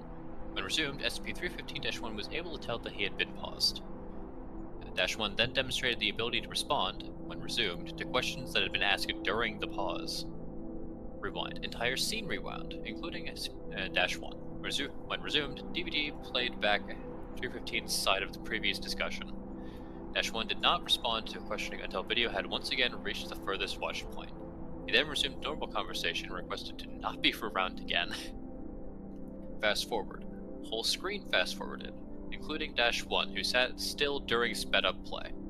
-1 picked up conversation immediately afterward and requested not to be fast forwarded again. Slow forward. -1 was able to react to conversation during slow play but was slowed down himself. When normal playback resumed, he identified that he had been in slow motion, noted that it made no perceivable difference to him. Addendum 315-2. Attempted to copy one of the unwatched discs. Was unsuccessful. This contained some form of copy protection that no one seems to be able to break. SCP-315-1 showed awareness of this attempt when next consulted and made reference to cheating. Addendum 315-3. -1 made reference to discs possibly being pre-recorded. Oh, you started reading? Yes. I was in the bathroom. There was an ad break coming on. That's why I was like, hey, just give it a minute. You're right. What happened in the bit I was gone? So basically, they were going over the different like functions of a DVD player, which is really funny. Pause actually, that really like, it? They were just like, what happens if we pause played in reverse? works, but he's able to still perceive what's asked during the pause, which is interesting. Rewind actually does work, and he only is able to like start responding properly again until it reaches the furthest watch point. He also is aware of it, so he's like, please don't do that again. For that, fast forward as well. But with fast forward, he just kind of sat still during the sped up play. Oh, okay.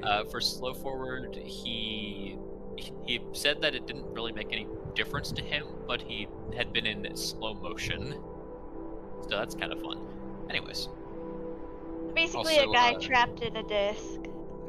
Yeah, I Who would've guess thunk it? that's it, isn't it, Lauren? who would have fucking thunk it? Anyways, anti-piracy made reference to cheating whenever he was next spoken to, so he's aware of what happens to the discs, which is, yeah. Now we're on to Addendum 3. Okay. Yeah, sorry about that. -1 made reference to discs possibly being pre-recorded. In an attempt to disprove, played a disc out of sequence, i.e. played a disc from the middle of the pile rather than the top to bottom order previously used. No apparent effect. SCP-315-1 was able to tell the current real-world time, converse normally, complimented researcher on Guile. Addendum 4. Further attempt to prove or disprove pre-recording theory. A pseudo-random number generator was used. Displayed a number to television screen. -1 was able to read out the number. If video is pre-recorded, the algorithm used for event prediction is almost impossibly accurate. It seems far more likely that the effect is due to some paranormal phenomenon in the discs themselves, although further suggestions to try and prove either hypothesis are encouraged. Dr. Redacted's note. I don't like this conclusion at all. Without the ability to copy the disk, though, I can think of no way to prove either one hypothesis or the other. There are more important things to worry about at the Foundation, but this one keeps tugging at the back of my brain. Addendum 5. 2 DVD players set up in separate areas. One randomly selected unwatched DVD placed in each player. Both discs played simultaneously to 2 separate researchers. Each instance of SCP-315-1 engaged in a separate conversation with each researcher. Both instances also showed awareness of the other conversation and were able to transfer a message from one researcher to another. Hold on, let me read that one again. 2 DVD players.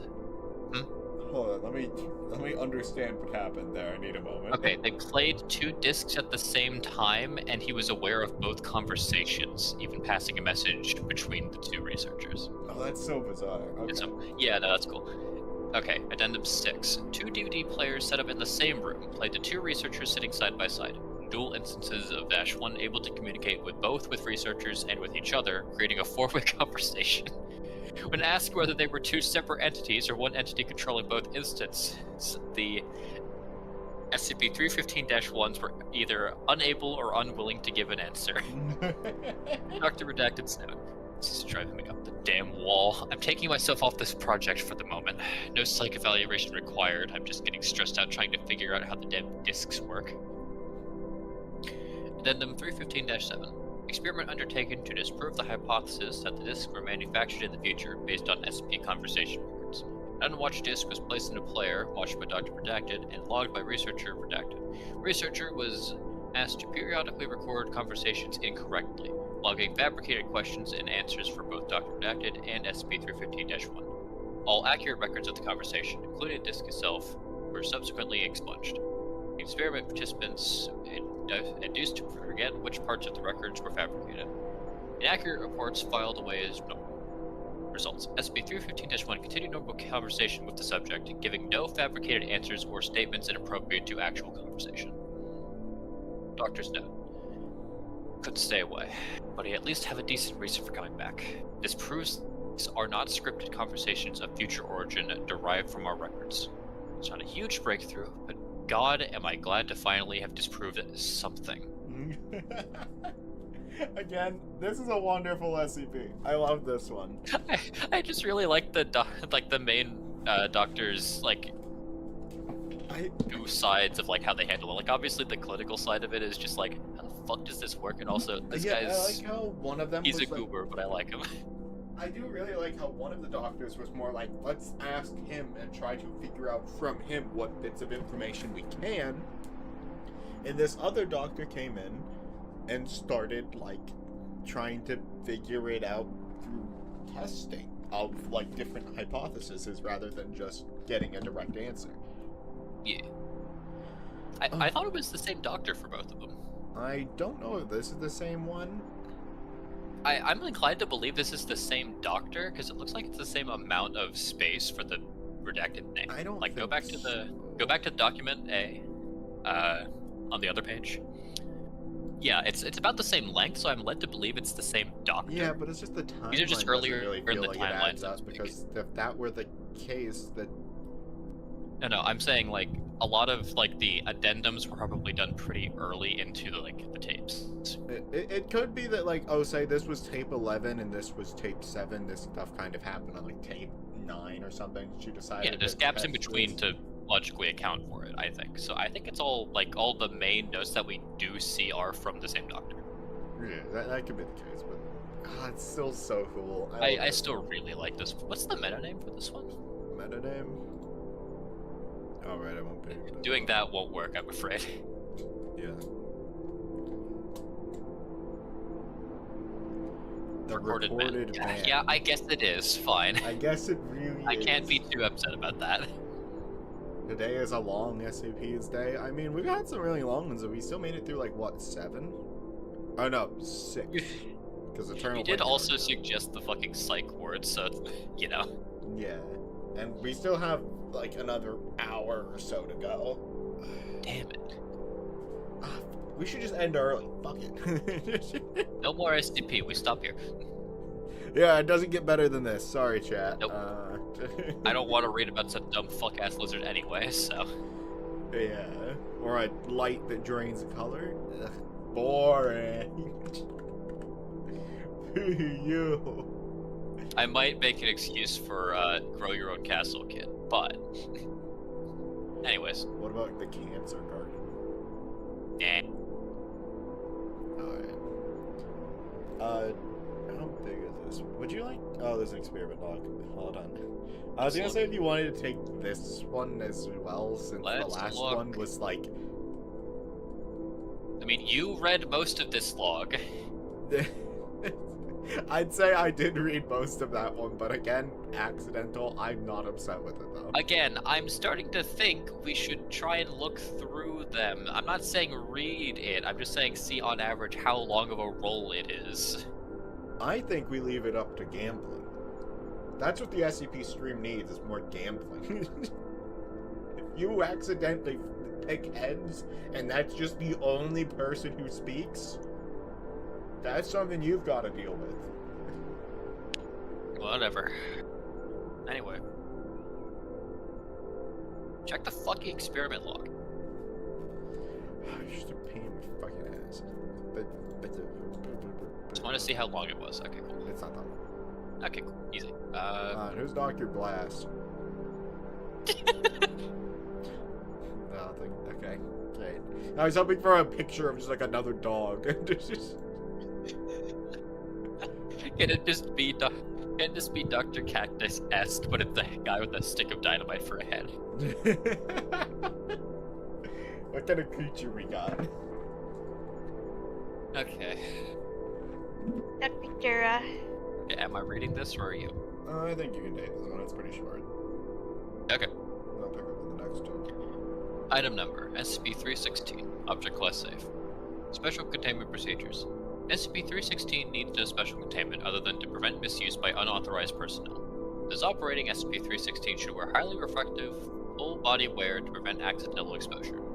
Personnel privy to sensitive information should be kept out of visible range of SCP-316 due to its ability to induce a suggestive state. What? I assume hypnosis.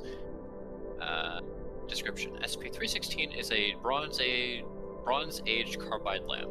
The casting corresponds to no manufactured models and appears to be homemade. The bulb is ordinary and can be replaced without impeding the function of SCP-316. Internal circuitry of SCP-316 is constructed of an unknown metal rather than copper. The casing has a battery compartment which takes 2 D batteries.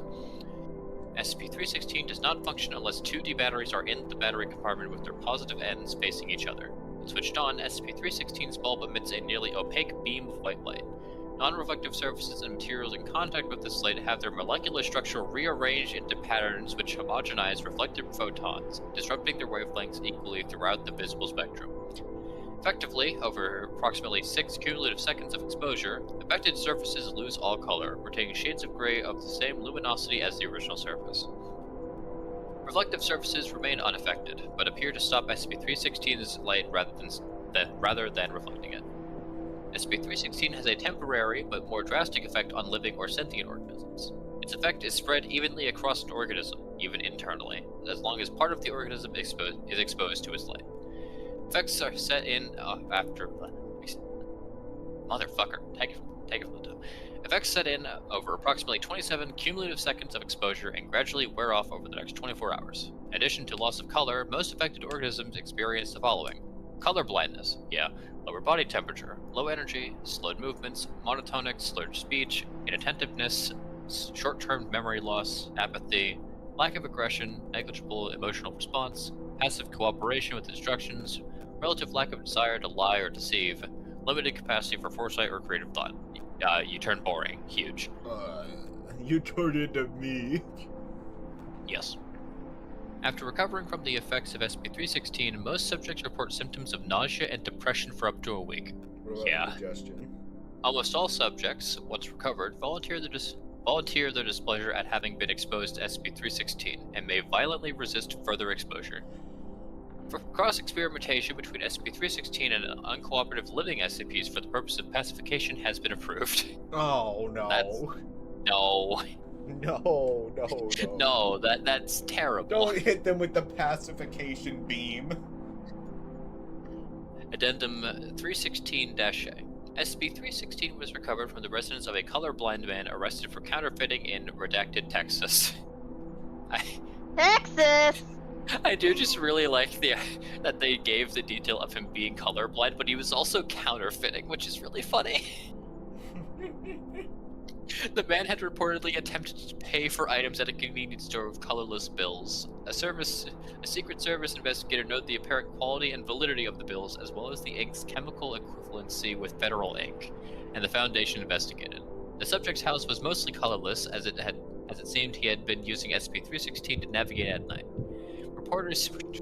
Neighbors reported the subject to have been withdrawn and depressingly dull. Subject was terminated and his property destroyed. Damn, okay. Damn. That seems more like the government got him rather than the Foundation. They were just tired of him existing, I guess. Alright. What do we got for the test logs? Experiment log of Dr. Blast testing SCP-316 on sentient SCPs. Date sometime in the 2000s. Exposure to aggressive humanoid SCPs. Experiment 1. Exposure to SCP-213. When was that again? Who was that again?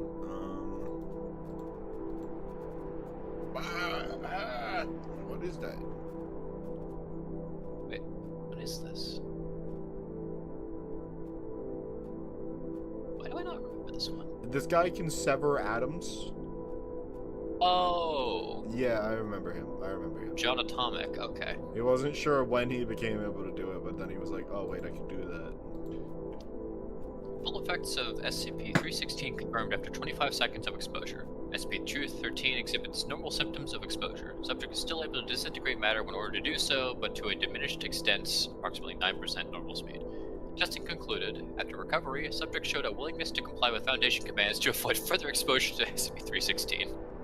Note, my heart nearly jumped out when he started melting matter, but scares aside, this test has proven very useful. We can use SCP-316 to ensure cooperation when these SCPs disagree with us, and then hold it over their heads like a whip when they think of doing it again. Dr. Blast.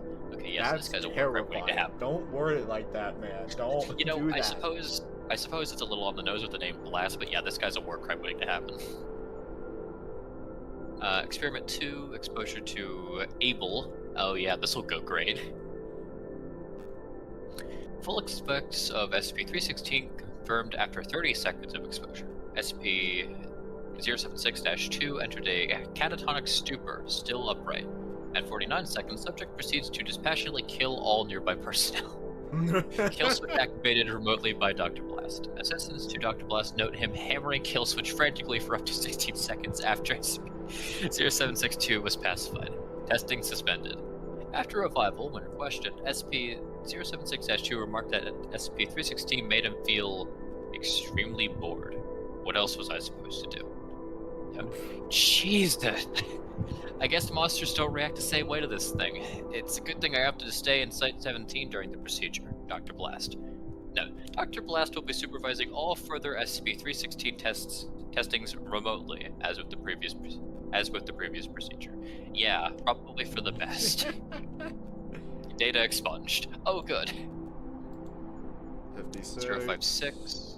Kept in the room and choosing to subject a lot on the object's attire, that's type 7 into a weapon. Being a variable size, gender, and appearance, which changes response to its environment. In regards to living in its most common form is a handsome man, male 20. Is this the like really persuasive guy? I think it is. These changes will generally occur the moment all people lose focus on the subject. It's impossible. Personnel reporting jealous or unsatisfied. You have a great deal of positive and negative attention to. John, really cool. Got it. Okay. Full effects of SCP-316 confirmed after 30 seconds. I'm gonna stop reading full effects, but you get it. This 056 changed to a gray replica of one of the researchers in the testing room, shifting between several of them as tests are conducted. Personality and effects of subject remain unchanged, only the physical form appears to be affected.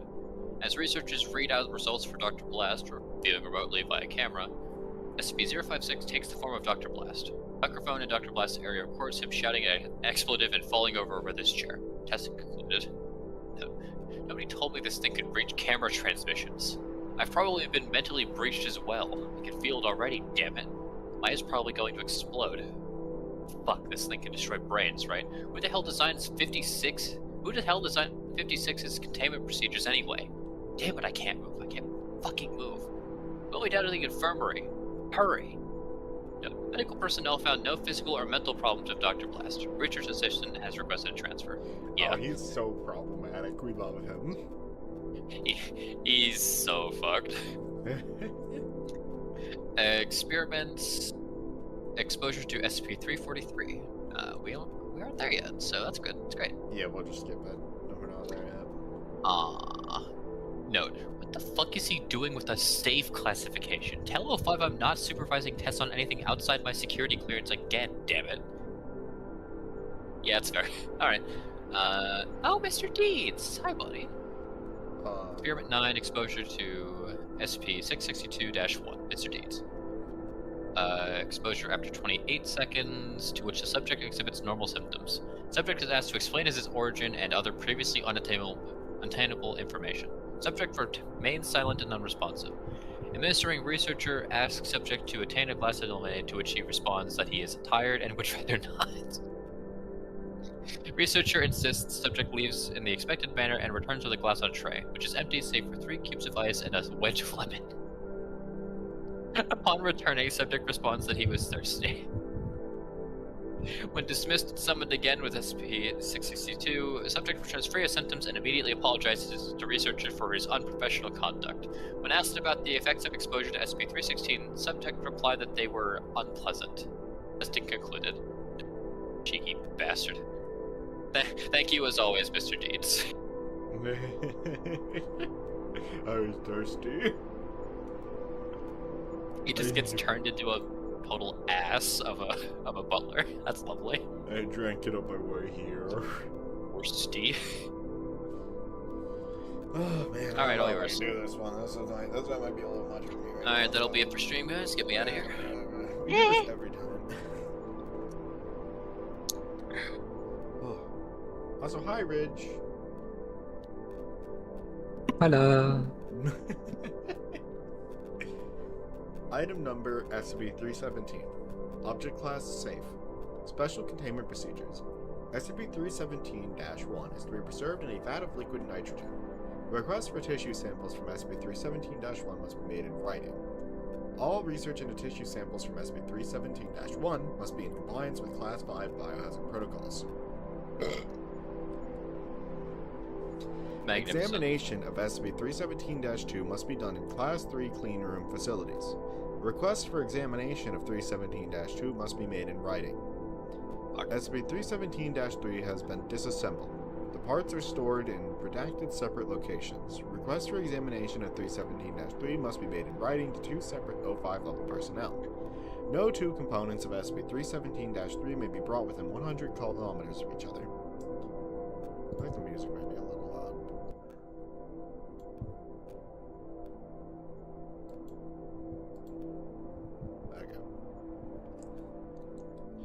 SCP-317-1 is the cadaver of a sapient reptilian entity tentatively identified as a previously unknown species of... Lauren! Ugh, let me look.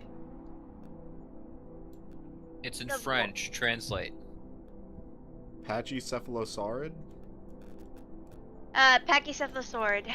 Yeah, that one. Cool, thanks. Subject was bipedal, female, and 3 meters tall, fucking, and wore clothing made from synthetic polymers. Subject also wore corrective lenses. Subject was largely herbivorous and had prehensile digits, just like Lauren for real. I'm not herbivorous.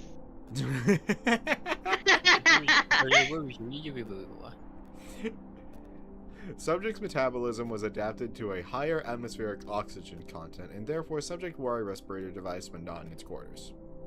Biochemical analysis post-mortem, rhodopsins, mitochondria, homeobox genes, cytochrome P450, confirms that SCP-317-1 shared common ancestry with current Earth life. Autopsy records are available in Archive 317-B-685. In the 40 days between its arrival in Foundation custody and its death from a lactobacillus infection, SCP-317-1 learned to communicate via a combination of sign language, crude vocalizations, and drawings. Video Archive 317-B36 shows interview sessions with SCP-317-1. Drawings made by SCP-317-1 are available in Archive 317-B-42. General access, basic and anatomical figures, interactions between itself and Foundation personnel, demonstration of knowledge of mathematics, demonstration of knowledge of chemistry, demonstration of knowledge of nuclear physics. And Archive 317-B-58. Restricted access, circuit diagrams, mechanical schematics, redacted. It's a dinosaur we fit. It's gonna be 9 feet tall. That's honestly pretty small. Yeah, that's actually one of the smaller species of. Yeah. But Pachycephalosaurus saurids are actually smaller things. So, yes, they are dinosaurs. SCP-317-2 is the personal effects of SCP-317-1. A tunic, a robe, a tool belt, 6 tools, corrective lenses, an oxygen mask, 3 empty oxygen tanks, a fire damage document pouch made from synthetic polymers, and its fire damage contents, and a fire damage digital camera whose contents were unrecoverable. SCP-317-3 is the fire damage remains of what is believed to have been a time machine, which SCP-317-1 was attempting to repair at the time it was taken into custody by the Foundation. Preliminary testing of the intact components revealed redacted, at which point all testing was halted and SCP-317-3 was disassembled. Notes: there's something wrong with this one, people. A technological civilization should have left some trace in the stratigraphic record. If there was a Holocene epoch before us, where did the evidence go? Dr. Redacted. It's not just the complete lack of trace in the fossil record, it's the species. How could it have been a Pachycephalosaurus that developed intelligence? They were at best average for Cretaceous fauna. Why not a Troodontid or Orthonomonid or another small theropod? Orthodontid. There's something going on here that we're missing. Dr. Redacted. This is one I'd like to see more on. Yeah. Like, this would have been a cool Want to know one more to see about some, like, the? Yeah. You want to know more about the Packy? Yeah. Like, what was the You know one we what? read Runtime, which was like a T-Rex's YouTube channel? Where they had to address a controversy where they ate some other dinosaur's eggs and people got upset And over he it. proceeded to not actually apologize. That's good.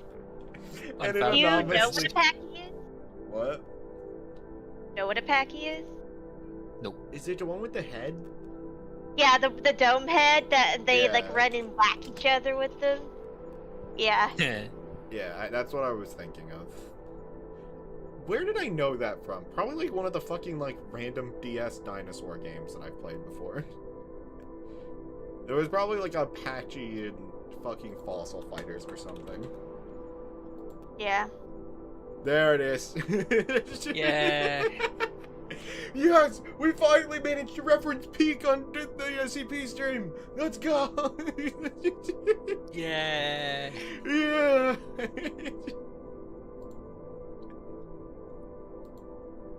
Awesome. I'll read this one as well. No! No! Ah. This is a wall of text, by the way. Holy fuck. Yep. Item number SCP-318. Object class safe. Special containment procedures. SCP-318 is to be kept in the center of a chamber at least 5 meters by 8 meters by 5 meters, resting on a hydraulic lift to allow examination of the underside of the device. The door to this chamber is to be kept locked at all times, with access codes available to any level 3 or higher staff. With access by personnel of level 2 clearance or below requiring approval from at least one level 4 staff member. Instances of SCP-318-1 are to be kept completely wound, except during testing, and stored in secure item storage. Unrolling or communicating with SCP-318-1 is prohibited outside testing. An All personnel interacting with SCP-318-1 are subjected to regular psychiatric evaluations until at least 1 month after the most recent interaction. Description. SCP-318 appears to be similar to a small version of a crude rotary printing press, with a great deal of additional machinery attached to it at various locations. The device is composed primarily of a variety of hardwoods, with metallic parts made from brass, bronze, cast, or wrought iron, copper, steel, and aluminum. SCP-318 in its entirety is approximately 3.5 meters wide, 6 meters long, and 2 meters tall. A more complete physical description can be found in Addendum 318-02. When a living human or a human cadaver that has been dead less than 6 hours is placed in the input box and the lid closed, SCP-318 activates, using an undetermined power source. Cameras placed inside the test subjects have not been recovered. But video transmitted prior to the destruction shows redacted, with the vocalizations of conscious subjects audible to observers outside the box. During the process, lids of both boxes lock in place, such that any force sufficient to open them would likely also cause significant damage to SCP-318. Tests using this level of force are currently awaiting approval. Don't. Maybe not. What if you did? SCP-318 remains active for approximately 5 minutes per use, with exact time seeming dependent on the body mass and physical condition of the subject. After SCP-318 ceases activity, all covers unlock. The test subject is no longer present in the input box, and a scroll, designated SCP-318-1, is present in the output box. SCP-318-1 takes the form of a strip of paper 7 inches wide and 2 feet long, wrapped around a black enameled wooden dowel 1 inch in diameter and 8 inches long. The dowel and paper appear entirely normal, though testing reveals the presence of human DNA, matching that of the converted subject present in the paper. This scroll contains the memories and consciousness of the test subject, who was able to communicate when SCP-318-1 is at least partially unrolled by causing drawings and or writing to appear on the paper. These marks only appear on the side of the paper that faces inward and then rolled up, and are generally consistent with the penmanship and artistic ability of the subject, though the quality of drawings improves markedly when SCP-318-1 can see what it is depicting. Subjects stored on instances of SCP-318-1 report the ability to feel the scroll as it were their body, expressing a corresponding form of pain when the paper is cut, torn, burned, redacted, or otherwise distressed. Significant damage appears to render SCP-318-1 inoperative in some way, as once the scroll is damaged beyond a certain extent, generally the compromise of at least redacted a percent of the paper's surface, subjects are unresponsive and display no further activity. It is currently unknown whether this is because the copy of the subject has been destroyed or because their mode of communication has been cut off. In addition, so long as SCP-318-1 is at least partially unrolled, sorry, the rain just really picked up, it is loud now, subjects are apparently able to perceive their environment visually and orally, with an acuity consistent with an average human adult. Requests for testing on blind and or deaf subjects are currently pending approval. That would be really unfortunate if, like, you tested on someone who's blind, deaf, or in, like, some other type of disability, and they're just unable to communicate properly because they don't sense that there's something there. That would be so... ugh. Personas stored on instances of SCP-318-1 respond as would be expected from the original subject, and have full access to the subject's memory, as well as a complete memory of their time stored on SCP-318-1. They are unable to exert any direct influence on sub-objects or personnel, and though they can make requests of a reader, the reader is under no obligation or compulsion to accede to these requests. Testing has shown no mimetic properties in writings or drawings on SCP-318-1, and subjects do not appear to be more persuasive than they were while alive. However, some staff have, through prolonged interaction with, displayed sympathy. Sorry, I'm just going to take that sentence from the top. However, some staff have, through prolonged interaction, displayed sympathy towards SCP-318 subjects. Such individuals should be transferred to non-sentient SCP items or terminated if a transfer is not terminated? If a transfer is not feasible? What do you mean? In what world can't you just at least put them onto a different SCP like that's sentient? What, Kill. Terminated? Kill them. Just kill him. Kill. Like, ridiculous. Addendum 318-01. SCP-318 was recovered by Foundation agents on Redacted and Redacted. Stories of a Library of the Ancestors caught the attention of Dr. Redacted, who was vacationing nearby.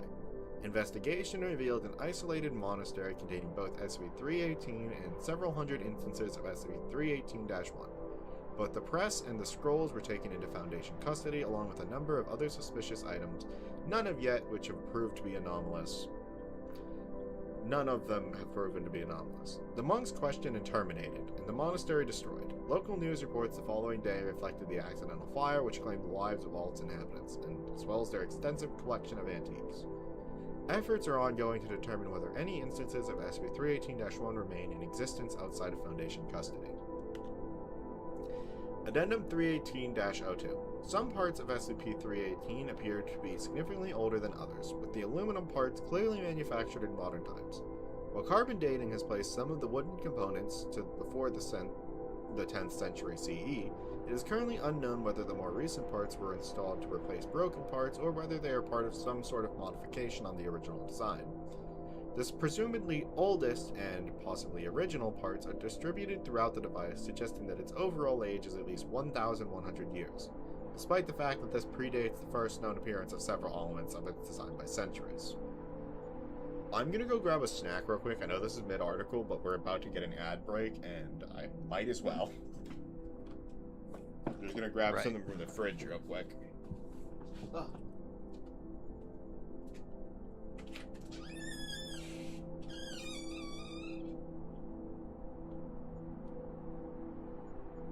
So is now a bad time to say that I haven't been listening for this whole article?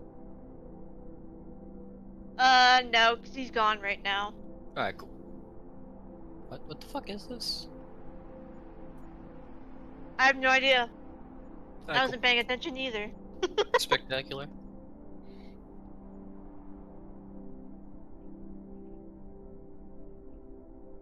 Hey chat, what is this?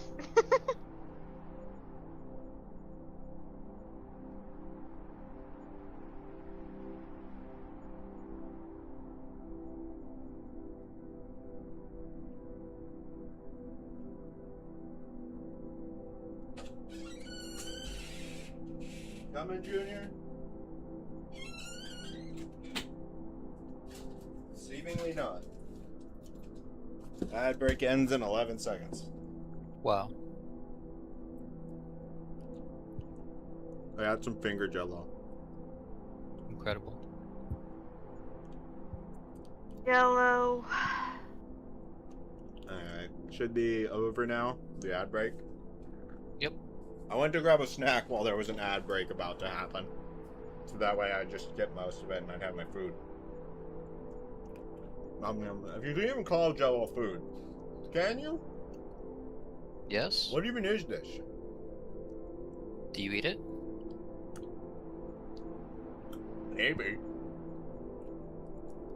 Well, I hate to imagine what you're doing with it, considering. The modifications present in SCP-318 compared to a normal rotary press are extensive, and a full listing of these can be found in Redacted. Those with the greatest known relevance are as follows. In place of the hopper that would normally feed paper into the press of this design, there is a large section of machinery comprising almost half the total size of SCP-318, including a hinge-lidded box constructed of oak, specifically Redacted. Can't know what type of oak it is. Bearing a bronze plaque displaying the word materia, and has interior dimensions of approximately 1.8 meters, 6 feet long and 3 feet square. A second box, 1/8 of the dimensions of the first, two significant feature. Why they word it like, give us the measurements if you're gonna bother. 1/8 the dimension of the first to 6 significant figures? What? Okay, fuck off. Is located where the output would normally be on the press of a similar design and bears a plaque reading Sententia. Discoloration of the wood around each plaque indicates that they may not be original.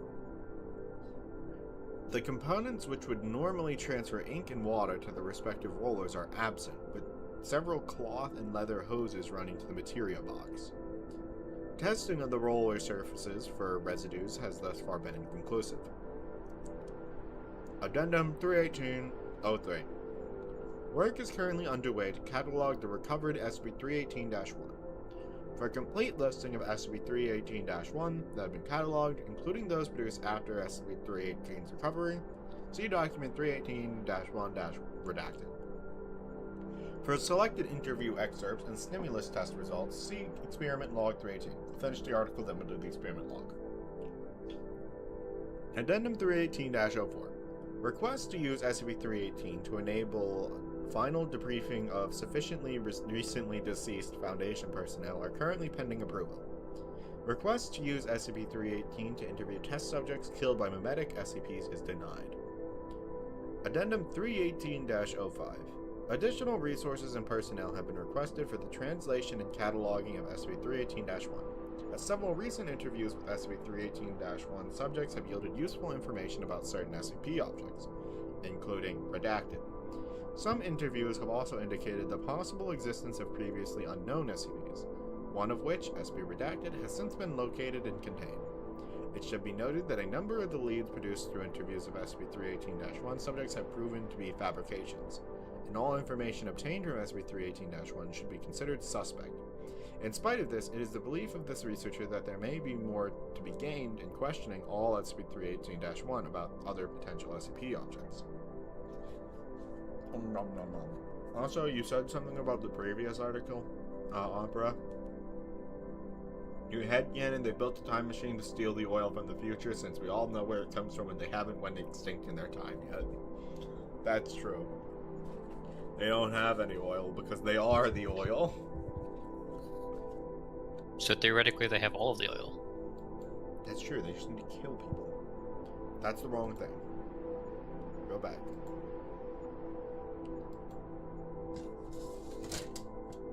Alright.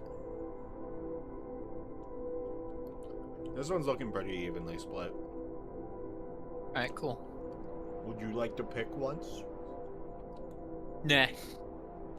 Alright, cool. You get to be the SCP this time. On all of them.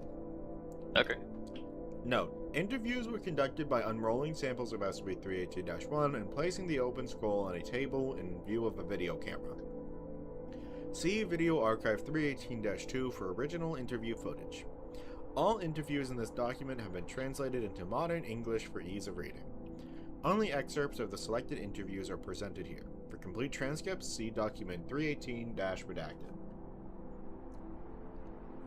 Interviewer, Dr. Redacted.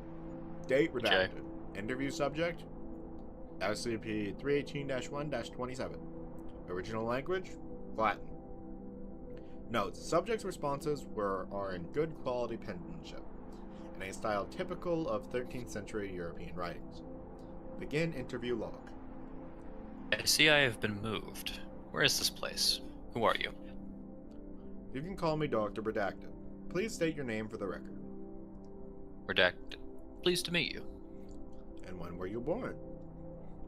I was born in the year of our Lord 12 Redacted, and was consigned to this form 28 years later.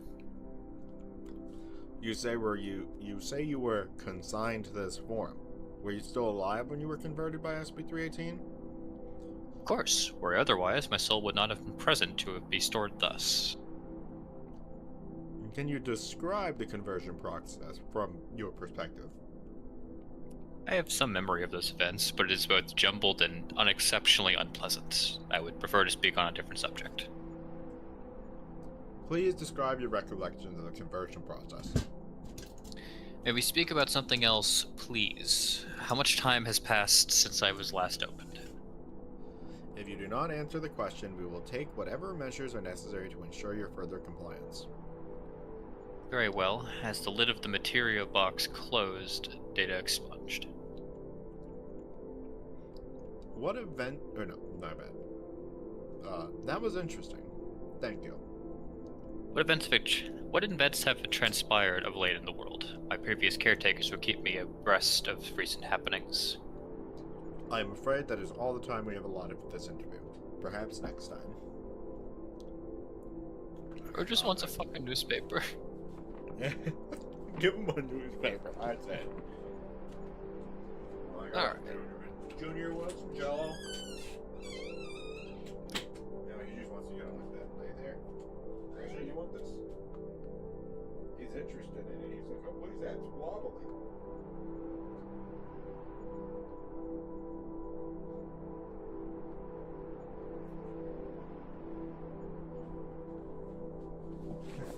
He's so cute.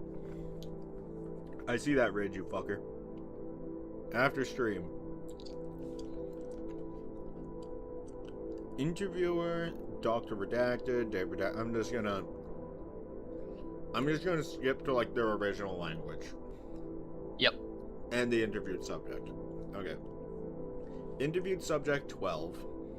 Original language, archaic Japanese. Dialect and calligraphy consistent with 16th century. Begin interview log. Thank you. It is good to see and hear again. Please explain. Why couldn't you see or hear? You don't know? No, you're not one of our regular caretakers, and this isn't our home. Where am I, and who are you? And how did I get here? You can call me Dr. Redacted, and this is a research facility. Unfortunately, the monastery which you previously resided was destroyed by a fire, with no survivors save on scrolls like yourself, which we recovered for preservation and study. Now, why couldn't you see or hear? When we are rolled up, we are cut off from the world outside. For short periods, it can be quite peaceful and relaxing, but it gets quite lonely if it goes on too long. I have been gone a long time without being opened, and it was quite a relief to finally reconnect to the world. I believe I understand. So does the extent to which you are unrolled impact your ability to see and hear? Not in my experience. Thank you, 12. You have been most helpful. I look forward to our next interview. Please don't close me yet. You just opened me. I want to see. Please don't close. Oh, Yes. no. Why are they just being dicks? Further text is not visible from this point as Dr. Redacted finished rolling up SCP-318-1-12. That's so did I- mean! Did I miss something? Like, are these feel like it's just like malicious the- in some way, or they Oh, just don't want to talk to it? I think it's just with different people's perceptions of the SCP as the Foundation as uncaring, but I don't think they're that uncaring in my personal opinion. It really depends on where They're you caring are. to a degree. They don't want to cause unnecessary harm. Man, fuck these scrolls. Man, fuck It's this. so unnecessary. There are people in there. They're not just Anyways. an object. Interviewer. I said I wouldn't do that. Interview subject, 135. Formerly de-redacted. Original language, modern French. Please describe what you currently see, hear, feel, taste, and smell. Expletive redacted. Please answer the question, 135. We'll do what? Kill me again? Go ahead, you expletive redacted. As the subject is not complying with quest, I will now proceed to direct stimulus testing. Oh no. Come on, don't be. They can't even do anything. It's just. Alright, stand them down, boys.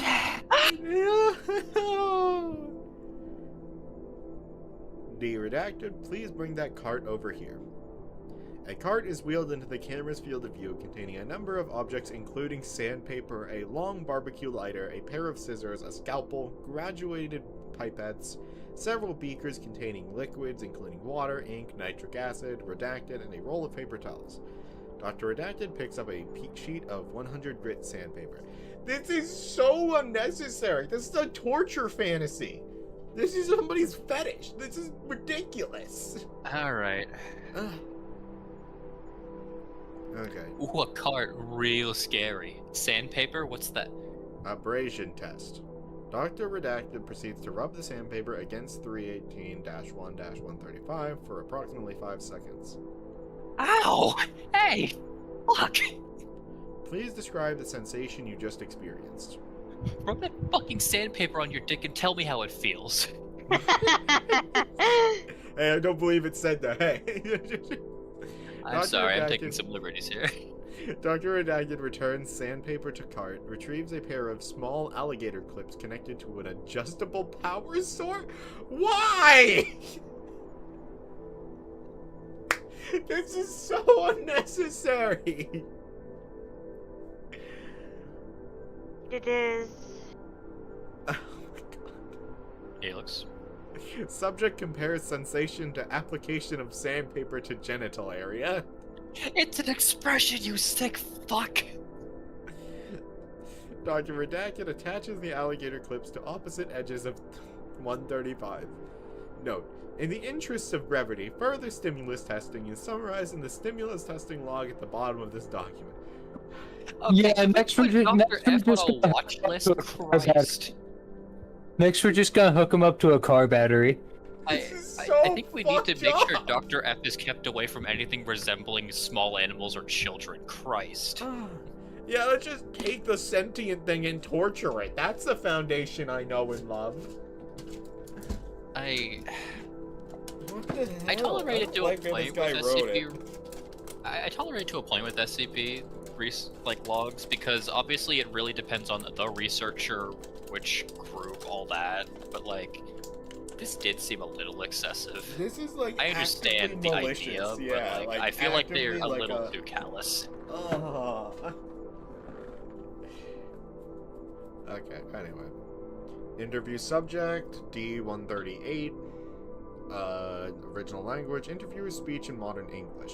Subject was illiterate and communicated through images.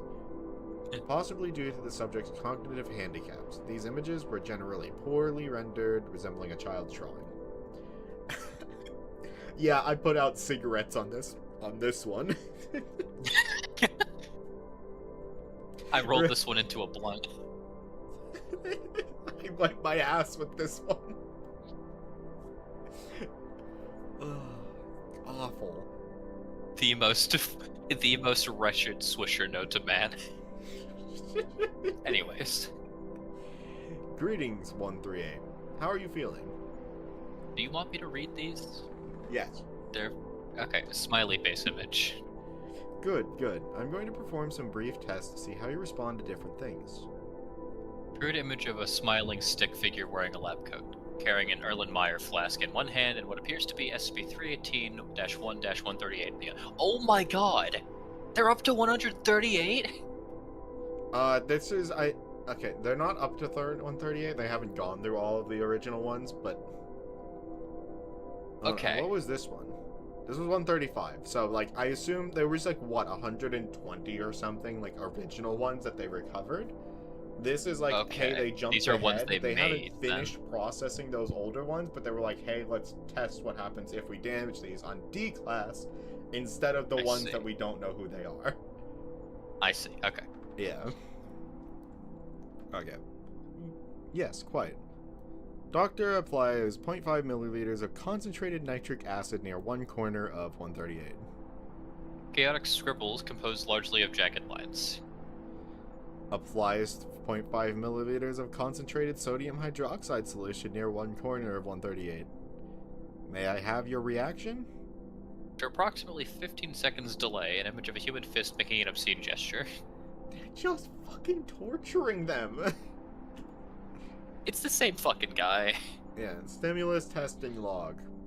Okay, D-135. 100 grit sandpaper applied vigorously for 5 seconds. Subject expressed significant discomfort and described sensation as corresponding to abrasion by sandpaper on bare skin.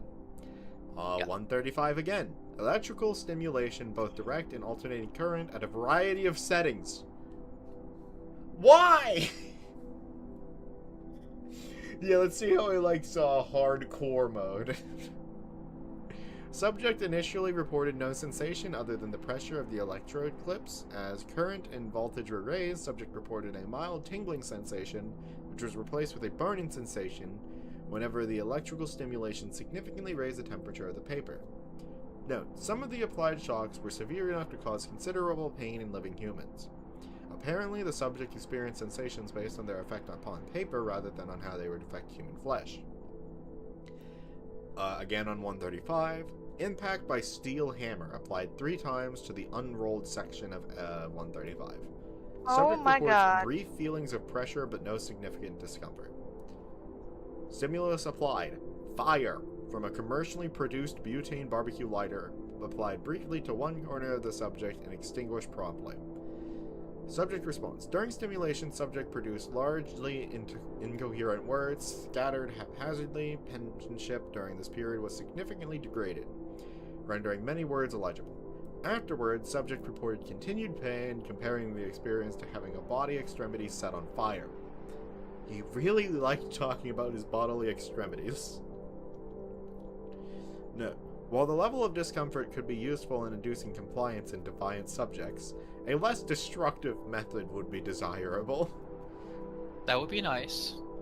Again with 135. Real rich coming from you, Dr. F. Again, 135. Stimulus applied. Water. 2 applications of 0.5 milliliters each applied to areas scorched in previous tests and to a section of undamaged paper. Subject reports a numbing sensation in the area soaked by water, and words and drawings attempted in these areas are badly faded and distorted. As water dries, subject reports sensation returning, but that the burned area does not return to prior levels of discomfort. An interesting result. Water appears to act as an anesthetic. Further testing is indicated. Oh my god. Okay. 135 again. Water. Subject completely saturated. Subject response. Subject becomes unresponsive and remains totally unresponsive under any stimuli after paper is thoroughly tried. It would appear that SCP-135 may have experienced the equivalent of death by anesthetic overdose. Right. And I'm glad that out of the You can write it off as like, anesthetic all you stimulus fucking log, want. this is all the one fucking poor at DE class, and then the last guy gets like 2 on 2 different DE classes. This is Dr. T now. Okay, subject 136 and 140. Stimulus applied. Both subjects unrolled and placed in stands 1 meter apart with their writing surfaces facing each other's. Subject response. Subjects engage in conversation with each other using characters approximately 2 centimeters tall. That's a nice experiment. Thank you, Dr. T, for not being a psychopath. Can you make them kiss next? What happens if you, like, rub them together? It burns. Interviewer. Dr. Alkeos Gladwin. Subject 226. Stimulus applied. 150 decibel klaxon? I think that's decibel. Klaxon activated at close range. Yeah. Subject response. Subject was able to perceive the sound as expected but did not report any discomfort. Longer term exposure did not result in loss of hearing. Great. Like their paper. They're paper, they don't have ears. So the only useful thing that Dr. F managed to pull out of this is that they experience things as if like they were made of paper. Funny that. Crazy, I just had to torture one poor soul to get that out. Fuck, Why man. didn't try driving like toothpicks in between the seams of the paper? Fucking hide all the sharp objects, I guess. My god. This one's another short one. I could check this one. Unless you want it. It's a little big. Not big, but like, not small. Make your pick, I don't care. I'll take another one. I'd like to read one that isn't a torture fantasy. That's fair. Item number SCP-319. Object class Keter. Special containment procedures. SCP-319 is to be contained in place at Site-319 inside a hermetically sealed vacuum chamber 20 meters in diameter. The chamber housing SCP-319 must be insulated and the surface temperature controlled to present an absolutely uniform thermal gradient. SCP-319 is to rest on a platform with an active mass damping system, and the relative position of the housing for each instance of SCP-1 and the diameter and position of -2 shall be continually monitored by high-precision laser rangefinders. Any deviations in the position of any instance of -1 by greater than 0.01% on any axis, or any change in the size or position of -2 by greater than 0.001% is deemed a potential Ridge. What? Can you read this word for me? Give me a sec. Goddamn wrong. Alright, cool, thank you. Scenario, and a risk of a ZK-0 event. Foundation-wide initiation of Protocol Omega-319 is mandated in response to such an event until such a time as positions of 319-1 are returned to optimal, and SCP-319-2 has ceased growth and movement. Any and all scientific investigation of SCP-319, 319-1, and 319-2 was authorized only with explicit O5 approval. Description: SCP-319 is a mechanical device constructed circa 1894, consisting primarily of 12 interlocking rings assembled in an 8-meter diameter spherical formation, allowing a clockwork mechanism driven by electric motors to rotate each ring separately on each axis. This one is not passing the stink test. Fucking hate this one so far. The purpose of the assembly appears to be the precise placement of 12 instances of -1 in relation to each other.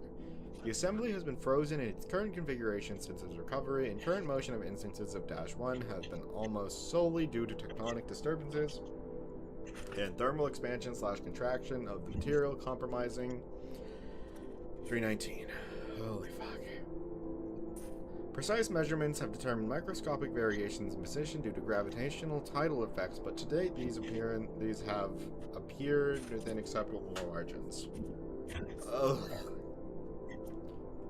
Hold on, I gotta let a cat in my room real quick, but I'm thinking we finish reading this one, we finish reading 320, and then we call it for today's stream. Okay. Come on, Otis.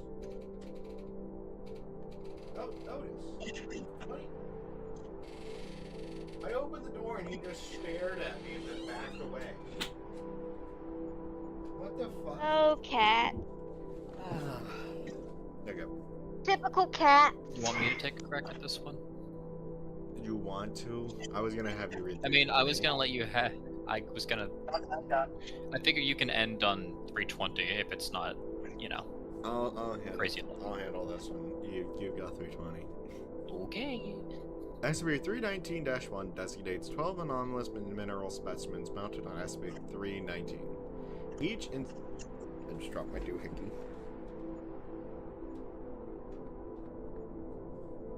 Where the hell is it? Oh yeah, change of plans. You finish up. Okay. Alright.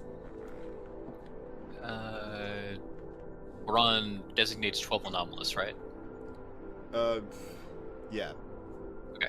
SCP-319-1 designates 12 anomalous mineral specimens mounted on SCP-319. Each instance of -1 is nearly fully enclosed in a housing made of brass, copper, and glass, with a 12mm opening pointed at the center of SCP-319-2. Each housing for 319-1 is connected to heavy-duty electrical cabling that loops in a closed circuit connecting each instance. Measurements indicate a constant 50 amperes of current in the circuit, despite no connection to an outside power source. 319-2 designates a bubble of vacuum 2.561 meters across, suspended inside SCP-319. SCP-319-2 appears to be in a lower energy state than the surrounding universe. Because of the alteration of physical constants within this bubble, any matter and energy entering this bubble is annihilated, as their quantum structures are incompatible. Okay. Current theory predicts that the existence of SCP-319-2 should catalyze a vacuum metastability event, resulting in the expansion of the battery of SCP-319-2 at the speed of light, bringing the vacuum state of the surrounding universe down to its lower energy state. What the fuck does any of that shit mean, dog? Well, let's see. This would represent a ZK-0 reality failure scenario. The universe would continue to exist, but would not only cease to support life as we know it, but would fail to support chemistry as we know it. Really the bad. Understood. Anyways. The expansion of SCP-319-2 appears to be held in check by the precise positioning of SCP-319-1 around it. This is supported by the fact that any recorded movement of SCP-319-1 allows SCP-319-2 to grow by varying amounts. Helix, what's this thing's rating again? I forget. Yeah, I thought so. 23? Okay. I disagree personally. I but- feel like headers get higher ratings for some reason. Anyway, over the past 50 years, vibrations and thermal expansion have moved SCP-319-1 enough to allow SCP-319-2 to enlarge by redacted meters in diameter, meaning that, at its current rate of expansion, in redacted years, containment will fail as the outer boundary of SCP-319-2 intersects with the innermost ring of SCP-319. Okay, cool. Addendum. Selected excerpts from the Journal of Sir Bandon Lawhead Smythe, recovered with SCP-319. August 12th, 1893. I found myself pleasantly surprised today when word arrived of a shipment from England. It appears my rival was as good as his word, living up to the terms of our wager. It seems that day, 6 months ago, in the Explorers Club, Lord Redacted was not boasting of his accomplishments. Now, if I am not to be made a liar, I shall have to make good upon my own claims. August 15th, same year. Specimens are exquisite, if one could rightly describe such unnerving carvings as so. Tend to match the two I had already acquired. If Lord Redacted experienced half the travails acquiring these as I had my own, I owe the man an apology, even if it must be deferred until after I complete my own expedition. September 8th of the same year. Success! Long study of these odious cults have borne sweet fruit indeed. As I suspected, these stones are much more than primitive fetish objects for the worship of savages. Stories of their starborn origins and the exotic nature of the material told me that they were much more than that. Something in me finds it almost blasphemous that some ancient hand saw fit to defile such unique material by shaping it into such unclean geometries. November 12th. The solution was within my grasp all along. Stones, when lit, show a negative potential, and when shaded, a positive. A simple copper enclosure tipped on one end with a mercury tube can induce a current in the stone, more than enough to power itself and the surrounding mechanism. January 10th, 1894. The workers have all left the caravan. The machine is complete. I will mount the stones today. Soon my feet will step beyond where anyone at the Explorers Club, even Lord Redacted, could ever dream of going. January 30th. Today, I have opened a door beyond our universe. My study of a dozen perverse cults allowed me to divine the precise positioning of the stones. Savages chipped these otherworldly relics into a dim likeness of their gods, whereas I, Sir Bandon Lawhead Smythe, shall walk across the threshold to greet them. Once I have completed writing the century, I shall don my protective suit, pass through the locks into the airless interior of the vault where the black door awaits me. When I next write in this journal, I shall have traveled farther than any other man on the face of this earth, including the good Lord Redacted. Last entry, journal ends. Okay. I thought so. It's Lord. That's Lord Blackwood. Got it. That's probably the reason this got so much attention, is because Lord Blackwood is a very fond character in the Foundation universe. And so it probably got just a little bit more traffic, even though it really didn't deserve. This sucked. God. I did not like this article. This is really boring. It's So like, it's like- yeah, it's a bunch of like rings, and in the center there's like no air, and if the rings move more than like a fucking micrometer, it fucking explodes and destroys the universe as we know it, and all chemistry and all that. So it's a diagram with like a vacuum in the middle that obliterates any matter? Okay. It's and then there's like all of this which plays it as it's interesting. It's like, oh, it's a guy who found rocks and that were carved by fucking tribes and then turned it into this somehow. It's so ugh. I don't like this one. Anyways, This is probably the worst one we read today, and that's saying something. that sounds a little rude, but damn. I did not like it. It was not enjoyable. No, but saying it like that makes it sound like a lot of the other ones weren't good. No, yeah, that is true. The other ones were great. This one sucked. Well, maybe not the fucking paper torture fetish one. That one was a little iffy. I don't even dislike like the concept, paper torture but fetish more, I'll be fucking real, because at least Oh, that yeah, had an interesting concept. Not I like just, it less than the other ones we've read today. Like, what if we had like a washing machine that in the center of it, it just removed air from the world, and then if fucking and then when you open it, you die because that's pure hydrogen. And then other than that, it was just so much technobabble about like if it even moves 0.001 micrometer, the world is over as we know it. And then they don't actually go on to like the detail of how. And then they keep it just from doing casually plant the seed of, oh, this is just gonna kill your world at some point. that. Yeah, Which they I didn't even personally really kinda mention the hate containment that. procedures. They were like, oh yeah, it's just gonna move no matter what we do. I personally hate when they set up things for like these XK class things that they can't control in any way, mind you. Like I understand to a point, but it's like, oh, okay, guess that's another list of things to add to the. Yeah, we're on a ticking time bomb. We're not fixing It's this. just like there's no intrigue to your article if your object is just like, yeah, the world's gonna end in like 80 years. There's nothing that can be done about it. It was all a dream. It's like that level of just like that's such an uninteresting thing to say. Like the Foundation is there to come up with a reason to stop that from happening. That's what the intrigue of those Keter class articles is that they figured out how to stop and God the best they from... can do is keep someone from taking a fucking hammer to it, I guess. Yeah, that's just... Ugh. So it's literally just a ticking time bomb. I wonder if it'll win before or after any of the other fucking XKs that they have queued up that week. Yeah. There's like 3 other... There's a fucking bauble over in Sweden that's actually about to end the world a week from now. We don't need to worry about that was this mine. one, I so don't spilled my even A1. bother writing containment procedures. Oh, that was mine. I spilled my A1 steak sauce. God, I hate when steak sauce. Anyways. Anyway. Finish us off.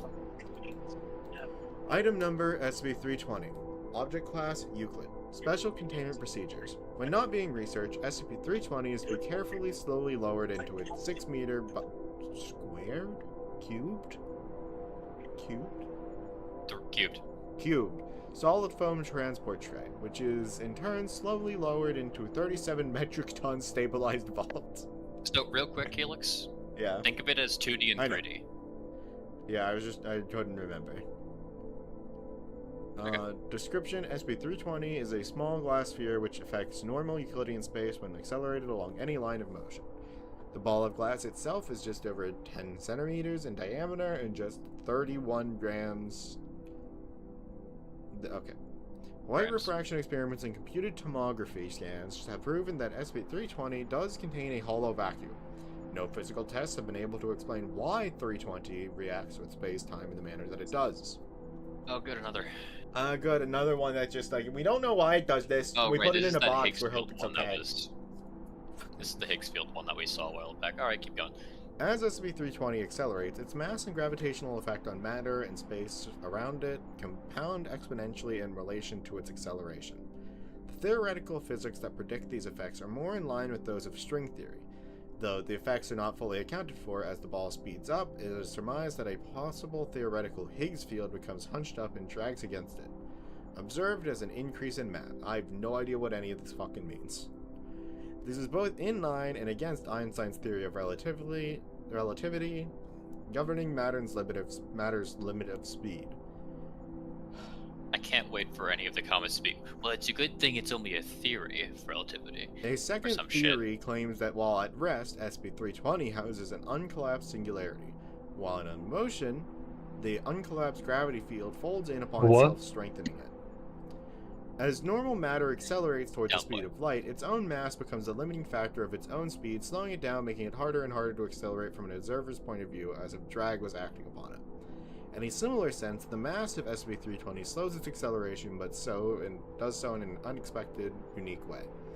At rest, the mass of SCP-320 is normal and thought to be acclimated to the rotation of Earth around the Sun and the rotation of the Sun around the galaxy. However, moving SCP-320, i.e. accelerating it from any stop or constant velocity, causes the mass of the sphere to increase at an exponential rate, increasing its relative gravity but not momentum. This means that while in accelerated motion, normal matter in the general area of SCP-320 is pulled toward and in the direction of the motion of the sphere, often resulting in violent winds and a large-scale devastation in the wake of SCP-320's trajectory, though it has been too dangerous to accelerate SCP-320 towards its speed limit. Though mathematical extrapolation, it is believed that the fastest SCP-320 is able to travel would be a maximum of 125 kilometers an hour. To an observer before its own mass halts its acceleration. Though the observed increase in gravity is attributed to an increase in mass of SCP-320, the effect is considered to be only relative, as SCP-320's momentum is not representative of a mass greater than that observed during its resting state. In other words, any object being struck by SCP-320 while it is in motion experiences a simple collision as if it were a hollow marble and not the effects of being struck by a small singularity. Spectrometer testing the glass composition of SCP-320 reveals a high concentration of manganese oxides, reminiscent of crystallo glass. Calcium oxide has helped protect the clarity of 320 from corrosion over the last few hundred years. Goodbye. Goodbye with it. This one sucked again. It's like the containment procedures aren't even... They put it in a big box. That's it. None of that had any... touchy bad. Ugh. They didn't even have the gall to, like, think about how to contain this thing. They were just like, I want to make a physics object. And, like, that's my SCP. And then they didn't think about how to contain it, so they just, like, put it in a big stabilized vault. Last two sucked. I hated both of them. Minus those, we had a pretty good roster. Yeah. I'd say, personally... 315's my favorite easy. I'd say both of us are picking it as our favorite. If it's the one I think it is that you picked. Is it? Recorded Ben. Yeah, like, it's just easily, hands down, the best article we've read today. Probably, like... I don't know if I want to say top 5, but definitely top 10 so far. Yeah, no, I think this one conceptually is going to stick with me for a while. Yeah, this one was really good. Just the writing of it, the articles, everything. Like, the document, beautiful. Anyway, that'll be it for today, chat. Thank you for watching, and goodbye. Bye-bye.